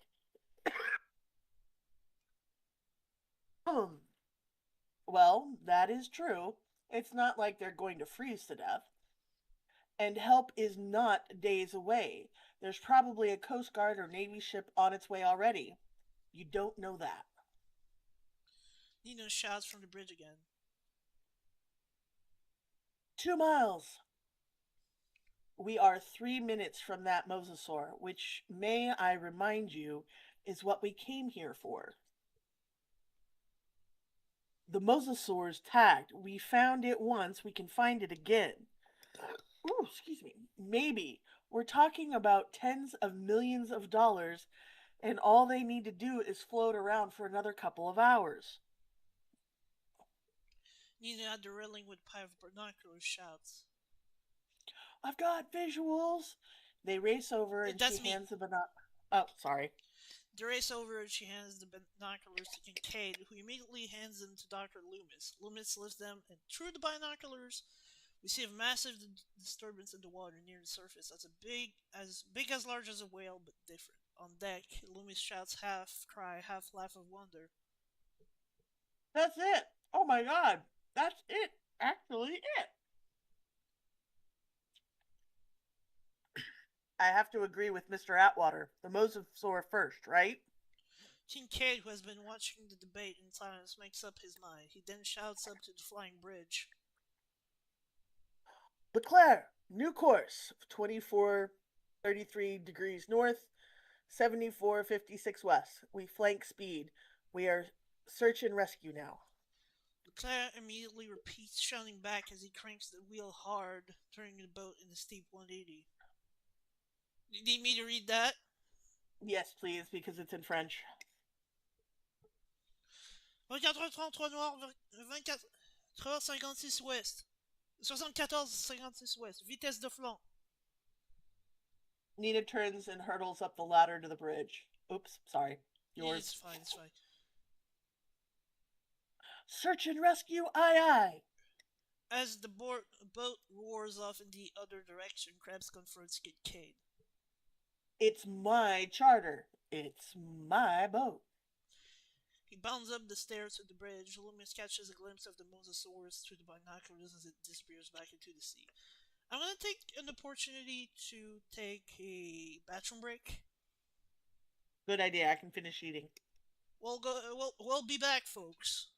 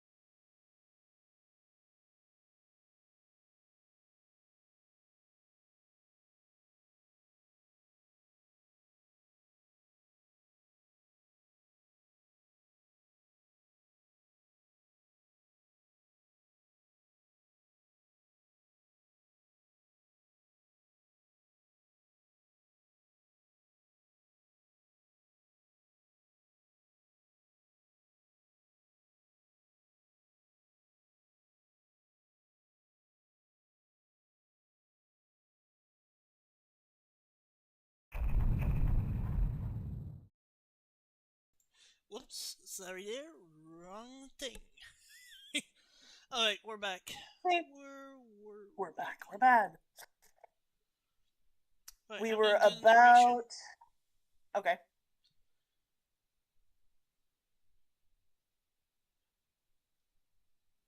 Oh wait, no, it was a contrary. I'm gonna do dialogue, you do narration. Oh, okay. Exterior, open sea, wreck of the Mariposa Day. Ruben, Teresa, Isabella, and Xavier are huddled on the slick hull of the turtle sailboat. The boat has held on, but its flotation is slowly being waterlogged. 45 feet of hull have become about 12 feet that's still above the waterline. They look like hell, depleted, sleepless, and panicked. Ruben has his arms around both girls, one on each side, holding them tight. Isabella clutches her last two packs of liquor. Of course, it's licorice. to her chest, her knuckles white, hands shaking with cold. Xavier hugs his legs to his chest, his head down on his knees. Reuben studies the horizons. He blinks, and his eyes go wide. He digs in the emergency pack he brought from the boat and pulls out a handgun. The others look at him fearful, but Reuben aims it up in the air and fires a flare. They turn. Now they see what he saw, the Essex on the horizon steaming towards them full speed. Essex Bridge Day. Inside the bridge of the Essex, Reuben and the kids are in blankets, still shivering. Kincaid, Zora, and Loomis and the crew members are with them. Krebs and Atwater stand on the other side of the bridge in an open doorway, conferring quietly, eyeing the newcomers. Bigger, 50 feet, 70, don't know. Dr. Loomis is bent down in front of them. Snake like body, large skull with a long snout. Teresa. Yes! Limbs more like paddles, a long tail region with a down curved end. Look, that was it, man. What else could it be? Kincaid nearly nearby is looking at Isabella. He seems angry. What what the hell are you doing this far out with a little kid? Making a crossing, Barbados to Cape Town, we've done it before. They should be in school. They are. My wife and I teach them. Well, where's she then? Reuben's getting pissed, doesn't understand the cross examination. She couldn't come, she has a job. What is your problem? You should have known there'd be trouble. How? There are 50,000 boats on the ocean right now. One was attacked by a mosasaur. What are the odds? Pretty damn good in your case. Back off, Duncan. It's not him you're pissed at, and you know it. That's so right, what she said. Kincaid pulls away, enraged, but she's right. So to Loomis, why would the mosasaur attack them? A 45-foot sailboat is clearly not food, and it's too big to fight. If these are its feeding grounds, it would want to eliminate any competition. Krebs comes back inside, impatient. How far off course did we go? 28 miles. How long to get back and reacquire the targets? 2 hours, maybe. Depends how fast it's moving and in which direction. Well, turn this thing around. Let's get this mission back on track. She looks at Leclerc, who looks at Kincaid, who nods to ask permission. Kincaid nods, go ahead. Leclerc spins the wheel and the boat makes a wide turn. Wait, how fast? What's moving? What mission? That's what Zora Ruben comes says. yeah. Zora comes over trying to soft pedal this. So, like, right, about that. What are you guys doing out here anyway? There's going to be a bit of a detour. We need to pick up a couple items first. Isabella starting to panic. What items? What is she talking about? What? What is he? What is he? Yeah, what is? Yeah, it was supposed to be. What is she talking about? That guy's creeping me out, man. Xavier pointing to Krebs. That guy's creeping me out. What'd I do? Across the room, Krebs turns to Nina at the map table. Let me see the tracking map. Nina Nina throws a few buttons and the map tables light up, changing the scene and reflecting new data. Nearby, Kincaid is watching Reuben, who has calmed the kids. Kincaid softens a bit, maybe at seeing Robin's calm and capable manner with them. Reuben looks up, maybe sensing the look. Look, we understand. You've got your own business. We're grateful to you. Let's get your cargo and then you can leave us at any convenient port. What is it you need to pick up? Kincaid turns to Loomis to get him to answer that one. Doctor? Who? Me? At the map table, Krebs stares down at the illuminated table, confused. Where is it now? Kincaid taps the map, puzzled. Hard to tell. The software is ghosting. It's doubling the signal. Kincaid points to an illuminated section of the map where a flashing blue dot has Essex next to it, along with a call sign. Immediately beside it, almost overlapping, is a red dot with a familiar code. Zora and Loomis join them at the table. Well, this is the same code as before. Eh. Maybe you're getting an echo off the boat. It's not an echo. That's two signals. You mean we found it already? No. It found us. Protecting its vegan grounds. Loomis looks at her. The entire boat rocks as 15 tons slam into it from port side. That's you, sorry. Yeah, it's okay. Bodies slam against walls, people are thrown off their feet, and the boat creaks and groans from the impact. Over the shouts and screams. Oh, come on, you guys. We just got away from it. You're chasing it! Zora and Loomis are on the floor near Reuben. What do you need to get? A mosasaur blood sample and 2 other dinosaur species from that island off the port rail.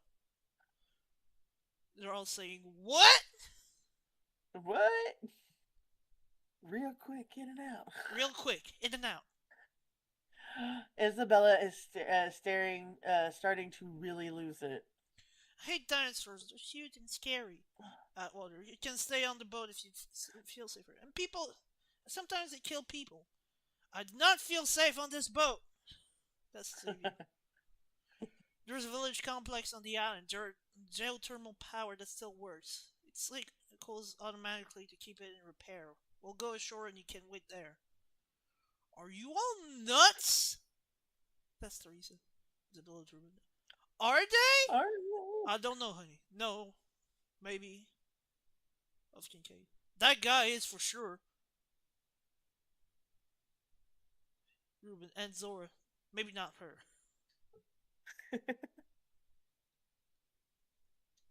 Kincaid shouts to Nina. Take the wheel. I'll get a bearing. Zora and Loomis scramble to their feet and run out of the bridge. Kincaid grabs another pair of binoculars. You want to switch? Or actually, it's really short. I mean,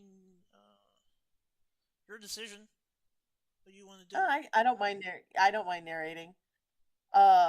Exterior aft deck day, and pair of binoculars and jumps down onto the deck next to Zora and Loomis, who are already at the rail. Loomis with the binoculars up to his eyes. The boat roars along, and the hulking black shape of the mosasaur keeps pace. My God, it's spectacular!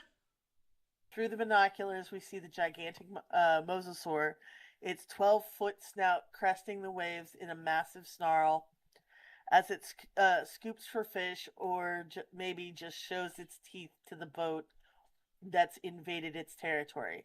The animal is moving faster than the boat and pulling away. Exterior aft deck day. Kincaid lowers his binocular and shouts up to the bridge. Starboard rail, 20 meters, hold course, increase speed 5 knots. In the bridge, Nina shouts back. Hold course plus 5 knots, aye aye. Kincaid asking, Bobby, get down here at the ready. Atwater turns and races out. Krebs not far behind. Reuben and then the kids jump up and go to the window. Isabella to Reuben. You promised I never have to see any. You promised. It's okay. It's gonna be okay. Sleepy, you people are suicidal! I tend to agree with you there, says Nina. She fights the wheel and they're headed into choppier seas. Exterior aft deck day. Smack! A metal case slaps down on deck, revealing a long red tranquilizer rifle inside.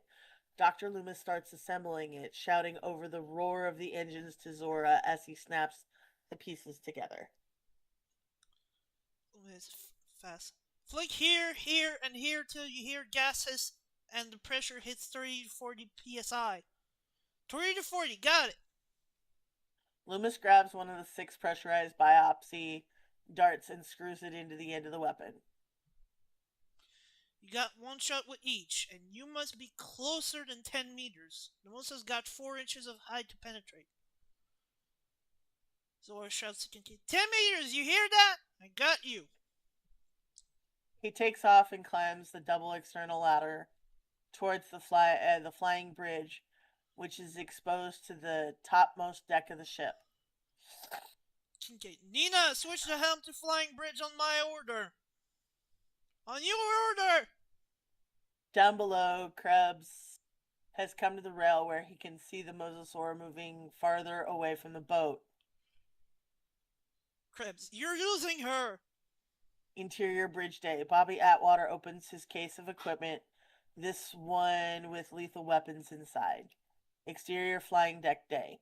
Kincaid comes up to the flying bridge and starts smacking and slapping buttons and controls powering up the topmost helm.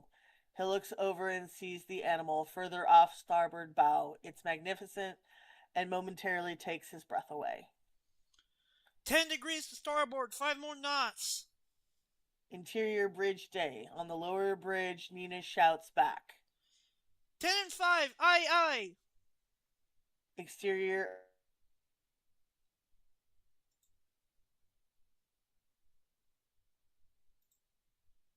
Okay. roar and kick up Rooster Tail seawater in our faces as it speeds up and adjusts its course, drawing closer to the mosasaur again. I lost you Exterior there for a foredeck sec. day. Zora now. Yeah, I know, right? What happened? I don't know. Discord being blipped. weird, I guess. Probably. Exterior foredeck day. Zora, now with darting rifle in hand, runs along the starboard rail towards the curved metal bow rail. Open the case mark M104 and pull out 3 bungee cords. You're gonna secure me to the bow rail. Loomis runs to a bank of equipment cases and digs through them, finding a black one so marked. He snaps it open and finds a stack of bungee cords hooks at the ends. Interior bridge day. Nina at the map tail on the enclosed bridge sees the 2 dots, the blue Essex dot and the red mosasaur dot, drawing closer to each other. 40 meters! The flying deck. Kincaid shuts her down. Shouts down to her. Oh, shouts down to her.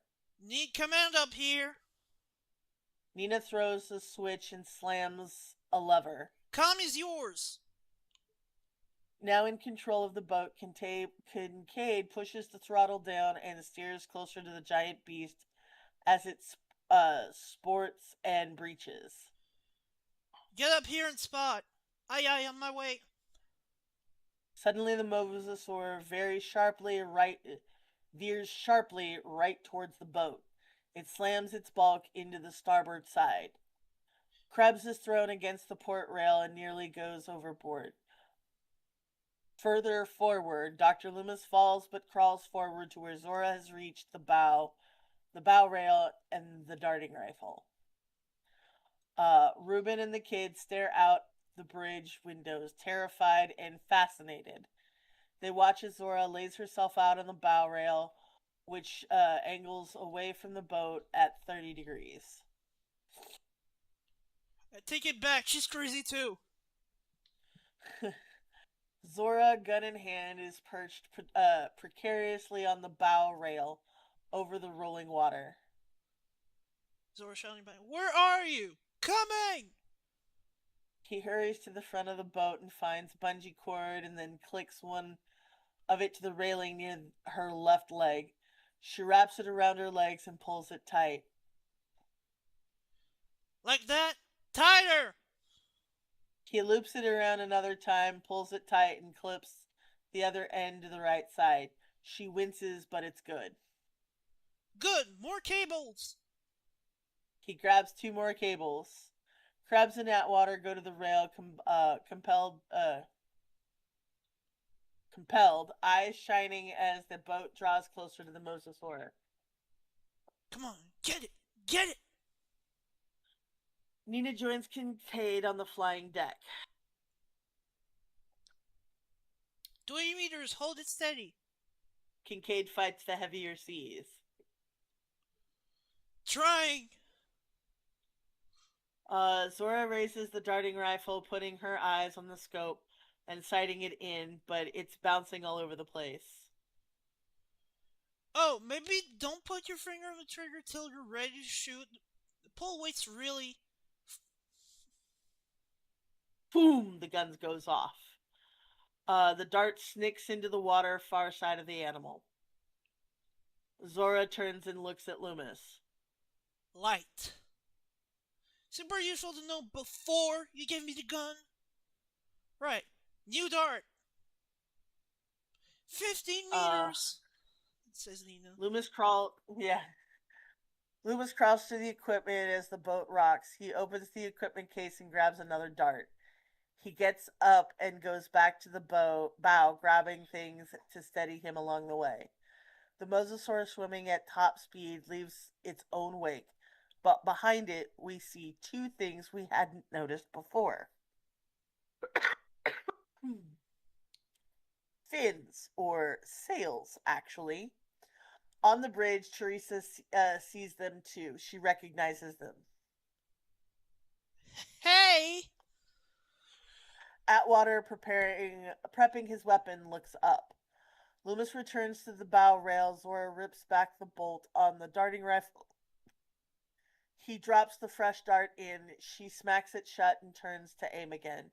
The chamber hisses as pressure builds. Kincaid grits his teeth, steering closer to the gigantic creature, and suddenly the mosasaur swerves towards them and slam into the side of the boat again. Zora is knocked from the bow rail and flips over it, held only by the bungee cords around her legs. Zora! She's half upside down now looking at the bouncing image of the mosasaur not 5 feet from her, its jaws agape. Pull me up, please! Loomis drags her back up over the bow railing as she struggles to hold on to the darting rifle. Just as she's righted, she closes one eye, sights in, and squeezes the trigger.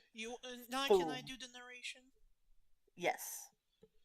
The dart hisses through the air and slams into the hide of the mosasaurus with a thick, wet smack. Ugh. The plunger depresses with the loud hiss of released CO2 gas, and a murky red liquid fills the loose-side payload tube. Krebs shouts in triumph. Zora closes her eyes and exhales, relieved. Loomis rolls to the railing, watching the process, fascinated. On the water, the tube fills quickly, and another blast of CO2 comes from the rig as it itself ejects from the animal. The payload tube rockets straight into... I was going to say, give me just a second, I'll be right back. Okay. I'm also going to do the dialogue then. And the payload tube rockets straight up into the blue sky, and the mosasaur dives beneath the waves. Exterior for deck day, Loomis is thrilled watching the payload tube soar. Ha! It worked! On the flying deck, Nina looks up, following the trajectory of the sample tube. In midair, its tail comb pops, and the bright yellow parachute billows down. Nina tracks it. 30 degrees port, take speed to 5 knots. Kincaid. 30 and 5, I got it. Eyes on the parachute, I got it. The boat turns, slowing. Exterior open sea day. The boat drops speed, swerving to intercept the sample tube as it floats back down towards the surface of the water. Exterior aft deck day. On the forward deck, the tube drifts near them, Loomis leaning far out over the bow rail, catching it in an outstretched hand.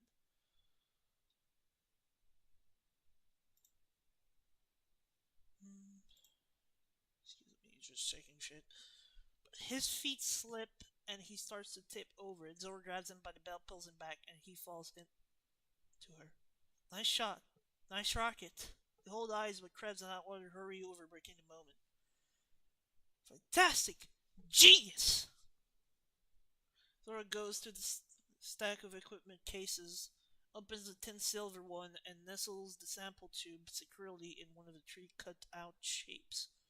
Surrounded by foam padding, 2 empty slots remain. Loomis joins her and watches as he secures the sample. He hesitates, thinking. He looks around and lowers his voice. Hey, what if we don't? Don't what? Terry Bridgeday, what if we get the samples but we don't hand them over to a company that makes a life-saving drug and then prices it to 99% of the planet? Prices it so 99% of the planet can't afford it. Science is for all of us, not some of us. Have you considered that? No, I haven't. Maybe you should start. Maybe you should stop. She seals the case shut with a click. Interior Bridge Day. In the bridge, Ruben calms Xavier, who is having a panic attack. Head between your legs. Deep breath. Deep breaths. Isabel, I think I'm gonna be sick. She's hyperventilating. Hyperventilating! Ruben turns his attention to her, a lot on his hands at the moment. Sorry. Teresa's distracted, looking at something out the starboard windows. She has a terrible feeling, but doesn't say anything for the moment. She moves to the binocular rack, gently lifts the remaining pair off a hook there, and lifts them to her eyes. And she looks speaks quickly. Those things. We move in close to her face, and the lenses of the binoculars suddenly snap into focus, revealing the reflection of 2 4-foot sails rising above the surface and swimming beside the moon's. Teresa, they're back. Ruben and Xavier come to the window. Xavier after that. Blah, blah, blah, blah.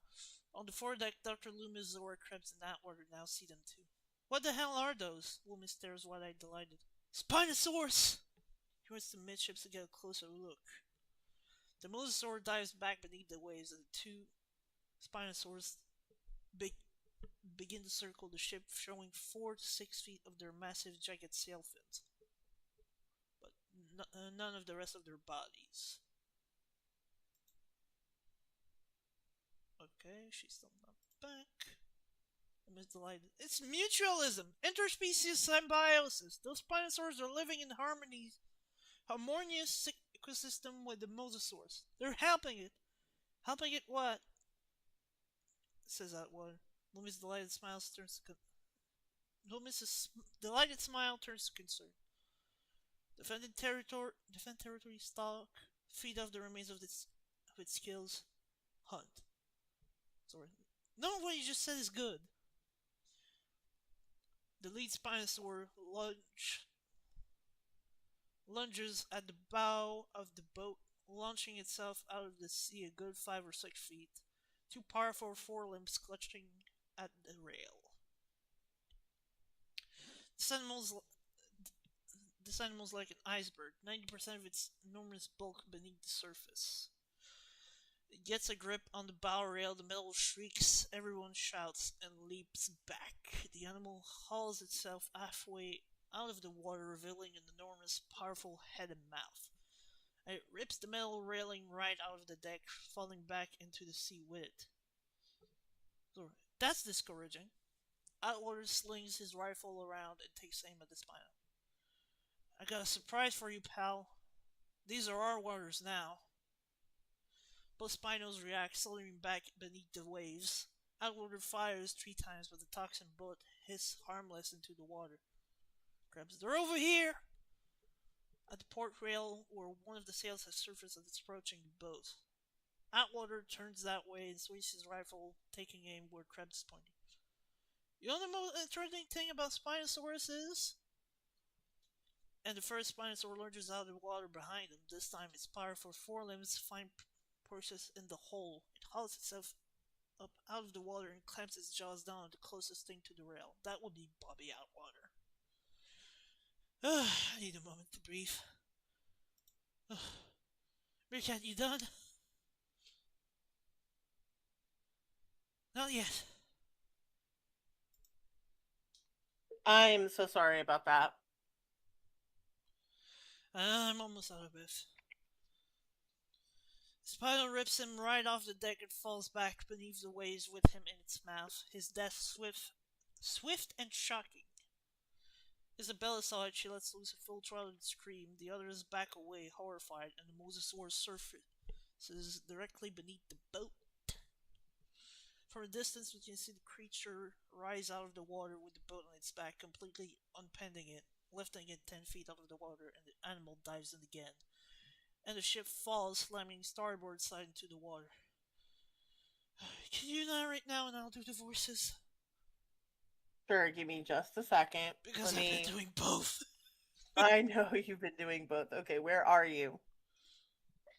What do you mean where are And what we? did I miss? Okay, so they have the blood sample, Mm-hmm. and the Spinosaurus have risen to help the Mosasaur. So are we at 81 or 80? 80 or 81? 80. 80. Okay. Exterior bridge day. Ruben and the kids are thrown violently toward the upper starboard rail, and Isabella flies right over it. She grabs hold before she goes all the way into the water, and as the boat rocks back, the Spinosaur lunges at her, snapping its jaws just short of her feet. Isabella! The Essex shudders as it slams back to port. Everything creaks and groans, then splinters and snap. The boat suffers terrible damage.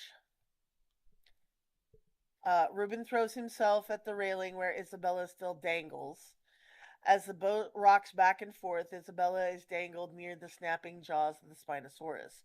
Reuben slides down to the deck and hooks his leg through the table that's bolted down and catches hold of Isabella. The boat rocks back. Boat rocks. Reuben's body is twisted, and we hear a horrible crunching sound from his wrenched knee. Ouch. Reuben Mm. screams, but he keeps a firm grip on her. Nina and Kincaid, who were nearly thrown off the flying deck, climb back over the railing. Nina takes the wheel, looking over the situation quickly. Taking on water aft! Reuben, holding Isabella tight in spite of his injured leg, hauls her back onto the deck. The boat stabilizes and the Spinosaurus falls back into the sea. Reuben groans in pain. Dad, are you okay?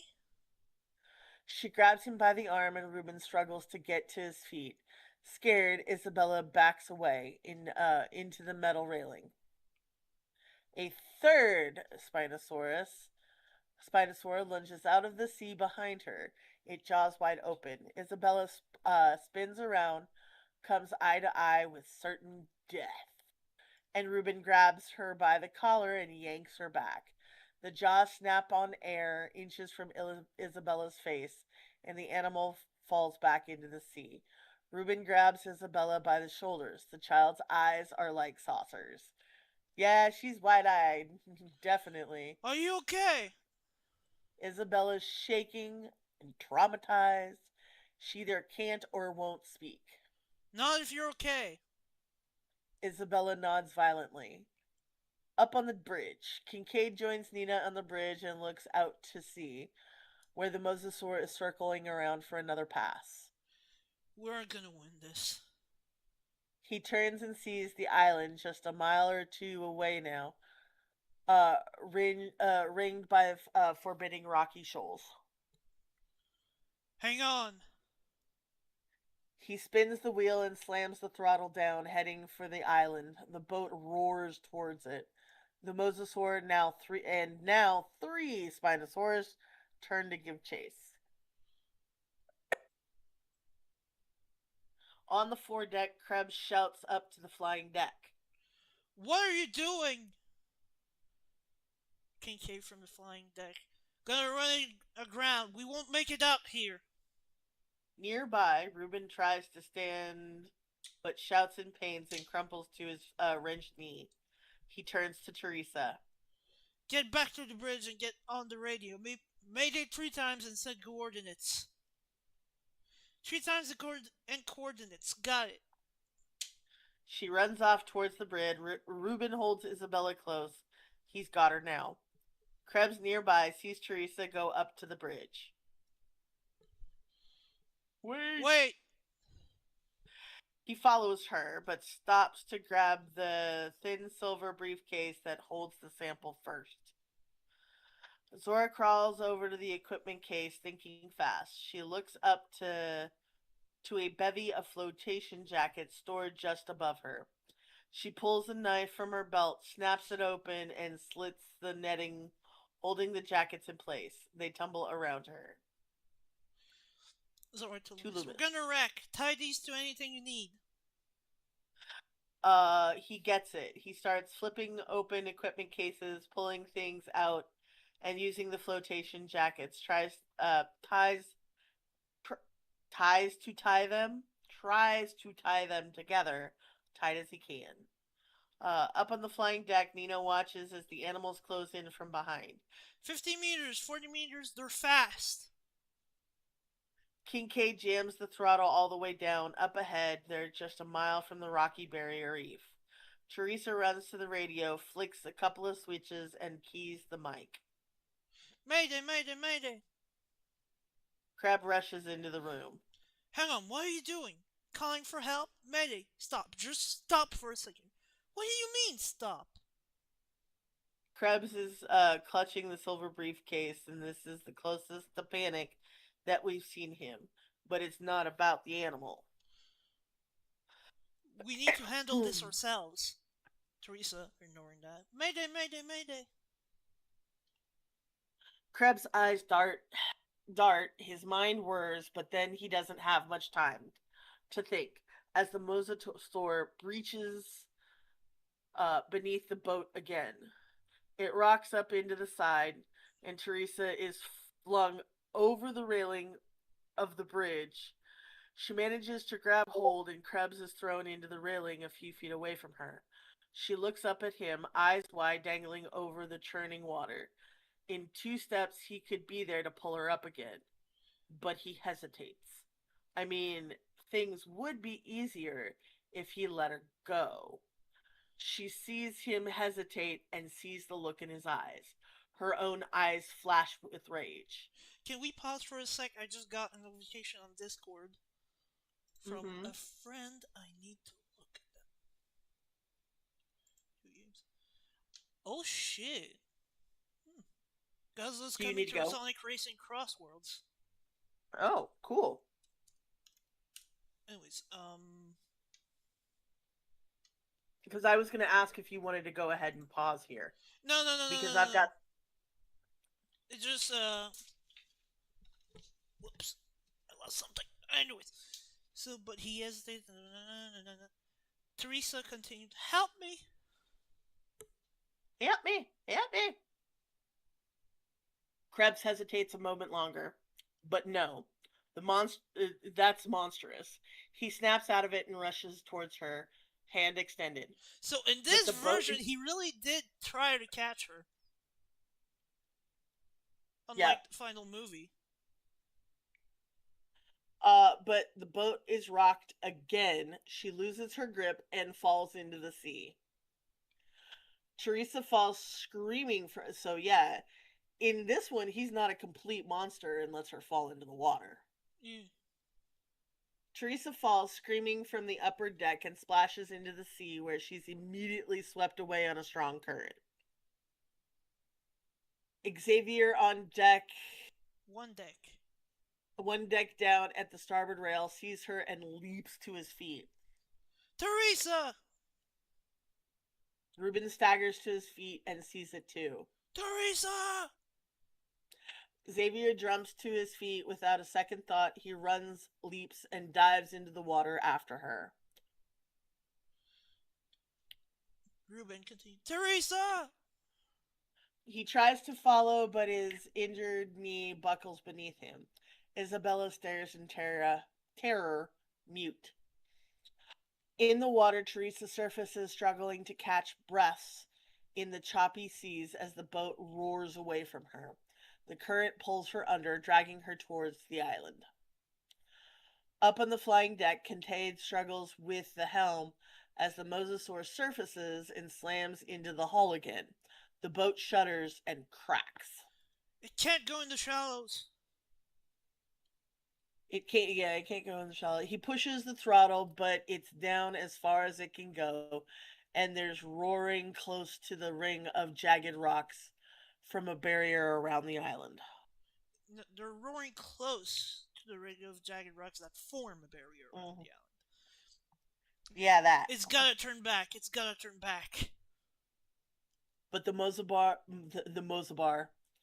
mosasaur keeps pace. Cinch. Reuben's tied to a flotation device around his waist. He's already put on the terrified. He's already put one on the terrified Isabella. He bends down, holding her by the arms. Honey, we're going in the water. She shakes her head no violently. We have to. Your sister's there. This boat's about to crash. More head shaken, even more violently. I'm sorry. He picks her up and staggers to the railing on his bad leg. Zora sees them, Don't! but Reuben jumps into the sea holding Isabella. In the water, it turns out Xavier is a powerful swimmer. He covers the distance between himself and Teresa fast, closing with long, strong strokes. Hey, Xavier's not so much of a little idiot in this one. She's sucked under, but he dives beneath the waves and surfaces a few seconds later, pulling her up of the swirling undertow. Out of the swirling undertow. Hang on to me. Uh, she does. Xavier looks ahead. They're headed directly for the rocks, and the pull of the water is picking up strength. From the bow of the boat, the rocks are less than 100 yards away, and they're closing fast. Zora and Dr. Loomis have a pile of equipment which they have secured to flotation. Trojan, all of it. They start hurling it overboard. Up on the flying deck, the rocks are 50 yards away, 40. The boat rocks as the mosasaur breaches, coming out of the water alongside the boat. Its jaws clamp down on the side of the boat, which swerves hard, scraping alongside a rock pinnacle. The mosasaur falls back into the water, but it's ripped away a portion of the boat. It's now falling apart, but somehow still moving forward. In the engine room, parts of the wall cracks open, seawater flows inside, and the engine screeches and smokes. The engine clanks and screeches, but Kincaid shoves the throttle down as far as it'll go and dares to look back at the mosasaur, which is now slowing down. Kincaid screams at it. You can't do it. You can't do it. And he's right. The mighty mosasaur gives up the chase, turning around and heading back out into the open sea. Ha! I told you. He turns and sees the rapidly approaching rocking shoreline, just seconds away now. No way to stop the boat. He shouts to the others. Jump! What about you? Kincaid struggles at the helm, trying to slow the boat and mitigate the impact, but it's still going to be rough. Worry about you. I'll be okay. Nina shouts. Brace! Zora and Loomis dive off the side of the boat into the sea. Nina jumps into the sea just before the boat crashes into the ring of rocks at full speed. Leclerc, who is trying to bail the engine room, is slammed up against the bulkhead hard. The boat churns on, breaching itself in the shallow just short of the beach. Kincaid slams into the railing hard, then staggers to his feet, still on the bridge. That was one hell of a landfall. The mosasaur is gone, back to sea, but the Spinosaurus still circled just outside the rocks. Still out at sea, Teresa and Xavier hold on to each other for dear life, now buffeted along in a powerful ocean current that shows No sign of slowing down as it approaches the mountainous black rock shore of the island. They scream, a black maw opens in front of them, and they're pulled into the mouth of an open sea cave. Wait, what? So, remember where when they come out of the cave in the movie? Vaguely. Vaguely. Well, I do. I've only seen the movie. Yeah. I only saw the movie like once, and I watched it in fast forward because I was bored to death. It wasn't that bad, Nearcut. It wasn't that bad. I okay, for me, okay, the only two scenes that I actually remember with any grand clarity is the scene where they see the Titanosaurs for the first time, Hmm. and that's about it. Oh, and the scene where the D-Rex um is a kaiju and eats and tries to eat the helicopter. Yeah, the scaling was weird with that one. Yeah, it really was. I wouldn't be surprised if it was an idea from Garrett Edwards and not David. Yeah, it was kind of one of those moments where I'm like, you know what? Yeah, I kind of in the whole Snickers incident at the very beginning, as creepy as that scene was and as good as that scene was, I was like, a Snickers a Snickers wrapper is not going to screw up an entire system. I'm sorry, but no. Yeah, but you gotta admit, in the book, not in the book, but in the script, it's kind of better in a sense. It was less hokey in the script. In the movie, that whole scene was cheesy as fuck. And it actually reminded me of the first scenes of Godzilla 2014. Yeah, but Wait, 2014 is done well. wasn't didn't Gareth Edwards do 2014? He did, but in 2014 was done better. It was more dramatic. It was yeah, I okay. Can All we right. switch back Sorry, to? sorry. Yes. Okay. In the cave. You're reading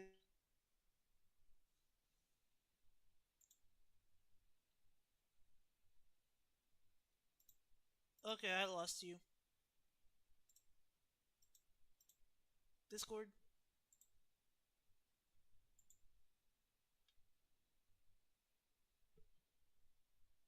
the narration now. Hello? Did I lose you? I lost you. Oh no, I was here. I didn't go anywhere. I know, but it's like I was lost.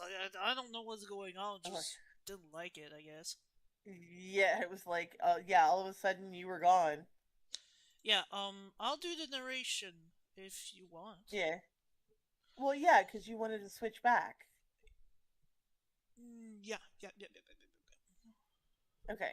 In the cave, they bobbed to the surface, swept into the island interior on the waters in the cave.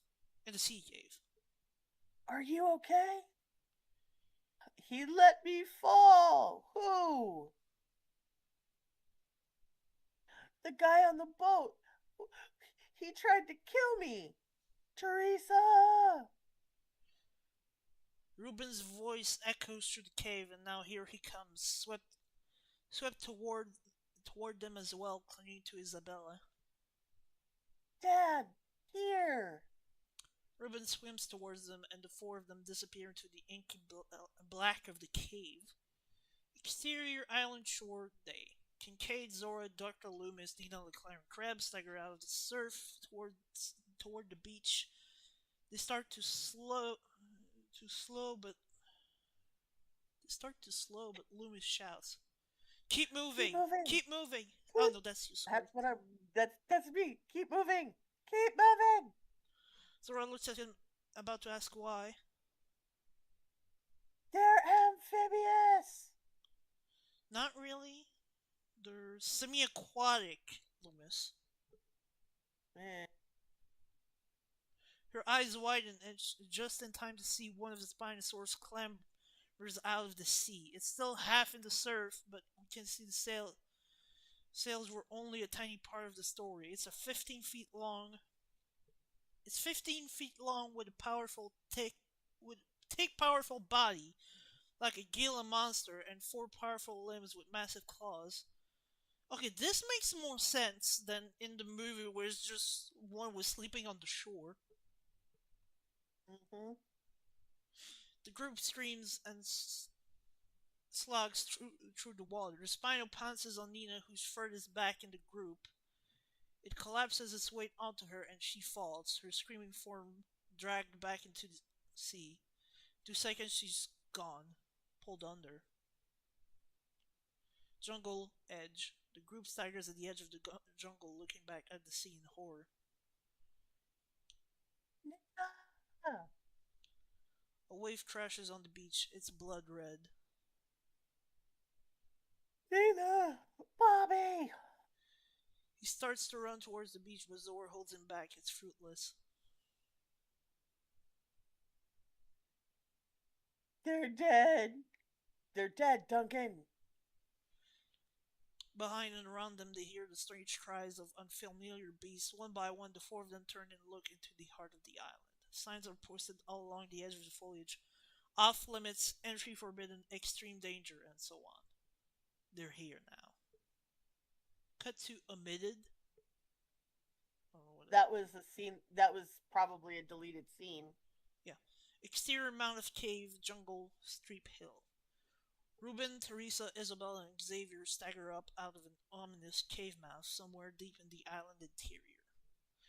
Xavier has an arm around Ruben, helping him over the rocks. Teresa, just ahead, reaches the top and surveys the view. Ruben and Xavier join her. Isabella clings to Ruben. Oh, wow. Moving behind them, we see what they see. There's a dense jungle on both sides, but a clearing to one side reveals a magnificent prehistoric looking vista. I'm gonna need a sip of water. There you go. Spread out below, the vivid green of the foliage is intense, and steam rises from a volcanic vent in the distance. The plain below contains a bubbling central lake fed by hot springs and is rimmed by black basalt towers 1,000 feet high. The rock cores of an ancient volcanoes worn away by time. A flock of pterosaurs shrieks and banks in the sky. Isabella silently points to the pterosaurs, her hand trembling. I know, honey. I know. You know I'm here with you, right? She doesn't answer. Her face is expressionless. You don't feel like talking? She shakes her head no. Okay, you don't have to. Teresa goes to her father and wraps her arms around him. He manages to get an arm around her without falling over. Is she okay? Not at the moment. Xavier joins them, and the four of them look at the view transfixed, quiet for a moment, then. So, like, when an old person buys a bed, They look at him, yeah? do you think before they buy it, they look at it and think, wow, man, this is my deathbed? Ruben glares at him. Because I am totally thinking that right now. I think we got it. Ruben looks around. The jungle is creased by large rusted pipes of some kind. Maybe 6 feet in diameter, they run down from the mountain above and disappear into the overgrowth. He puts a hand on the side of one of them. Warm. He said there's a geothermal power must come through these pipes from the hot springs. That village, maybe there's a radio? Good, we can use it and get the guy who tried to kill me. Or, get rescued. Yeah, and then get that son of a bitch. Well, she's focused. Okay, we follow the pipes to the village, and unless somebody's got another idea, I've got some weed with me. Might be kinda wet, though. They look at him.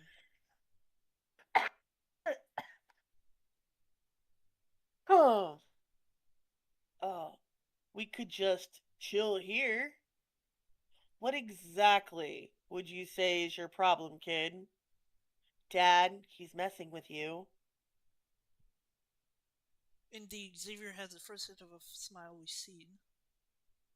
Oh, funny. There was a space in between to like silence, but it's okay. Isabella Yeah, gasps oh. suddenly, moves half behind Ruben in horror, and they all turn. Aquilops, a small herbivorous dinosaur with a snub-nosed head dotted with a ring of tiny horns, stands on its back legs at the edge of the jungle. Aquilops is no more than 18 inches from nose to tail and has a bright red frill that runs along the length of its spine. Aquilops stares at them, its big nose quivering. It is not exactly terrifying, but Isabel is traumatized now. It's okay. It's okay. It's little. Aquilops stares at them and chews, a chunk of bright green leaf sticking out either side of its mouth. And it's a plant eater, see? But Isabel is unconvinced. Teresa steps forward. Go on. Shoo. Go on. She raises her hand a few times. Aquilops drops down to its stubby front legs and humps it off into the jungle. Isabella watches it go warily. Reuben rummages around and finds a suitable stick in the jungle debris. He breaks it over with a rock and tries it out as a support, putting out some weight on it. All right. Everybody find a stick. You'll need to clear your way. As they kick around in the foliage to find suitable stakes, Hey, Xavier? Xavier Xavier turns. turns. Yeah. You jumped in. After her. Yeah? Respect for that. Whatever, guapo. He turns away, finding a good walking set. Reuben sighs and turns to Teresa. He's hard to like. Yeah, took me a minute too. Newly armed with a stick, Xavier takes point. Let's do this. He starts ahead of them, knocking foliage from their path. They take one step into the jungle, and something way bigger than Aquilops rustles through the dense foliage, not more than 6 feet away from them. The vines and branches shudder in part, but he can't make out the thing's shape, but it moves fast. They all freeze, sucking in their breath, and then it's gone. Xavier takes a breath and smacks the foliage again, starting over. Let's do this. He forges on, they follow. Alright, I'll do the Okay. voices. Well, I was going to say, this is where I'm going to say, can we pause? And the reason I say that is because I'm going to have to go. I don't want it to, but I gotta to. Why? Uh, apartment stuff that I don't really want to get. I will let you know why here in a minute, but I'm not going to say anything on stream. That's all. Okay, so you want this to be a two-parter? Yeah, unfortunately, as much as I don't want to, I'm gonna have to make it a two-parter. Okay, I'm just gonna have to change that later, but that's fine. Part one, and then just remember where we are, and we'll come back to this. I don't know if it'll be tomorrow because I think I've got stuff to do tomorrow. Well, you've got stuff I've to got do stuff tomorrow to do too. tomorrow. Sunday I'm free. And it would have to be. Let me find out what time on Sunday, because I know we're doing some stuff on Sunday. I'm gonna be streaming on Sunday, so. What are you gonna be streaming? Probably I don't remember. I just remember Because I it. really like to finish this weekend. Well, I know we're doing some podcast recording on Sunday. What time was that? Let me look. Podcast recording.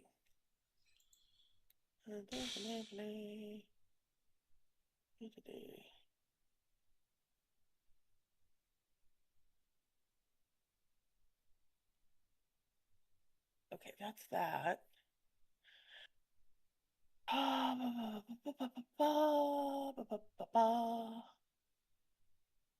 He said, is it this one?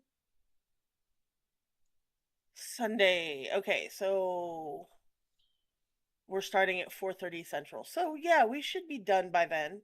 So if you want to do it like 7 o'clock, your time. PM.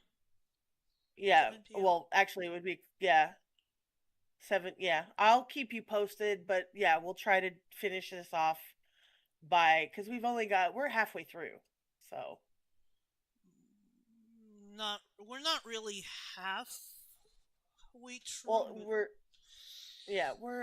done at a pretty 70 good pages. chunk. Yes, we've done a pretty good chunk. So tune back in on Sunday for the rest of Oh, the I got yeah. that's my job. Sorry. Okay, well, we're gonna end it here, folks. So if you enjoyed what you've seen here today, don't forget to leave a like, subscribe, and click on the bell. Sunday we are gonna do part two. Unfortunately, it's gonna have to be a two-parter. So, Hmm. yeah, this was HackerSauruS and Friends. Bye bye. Bye.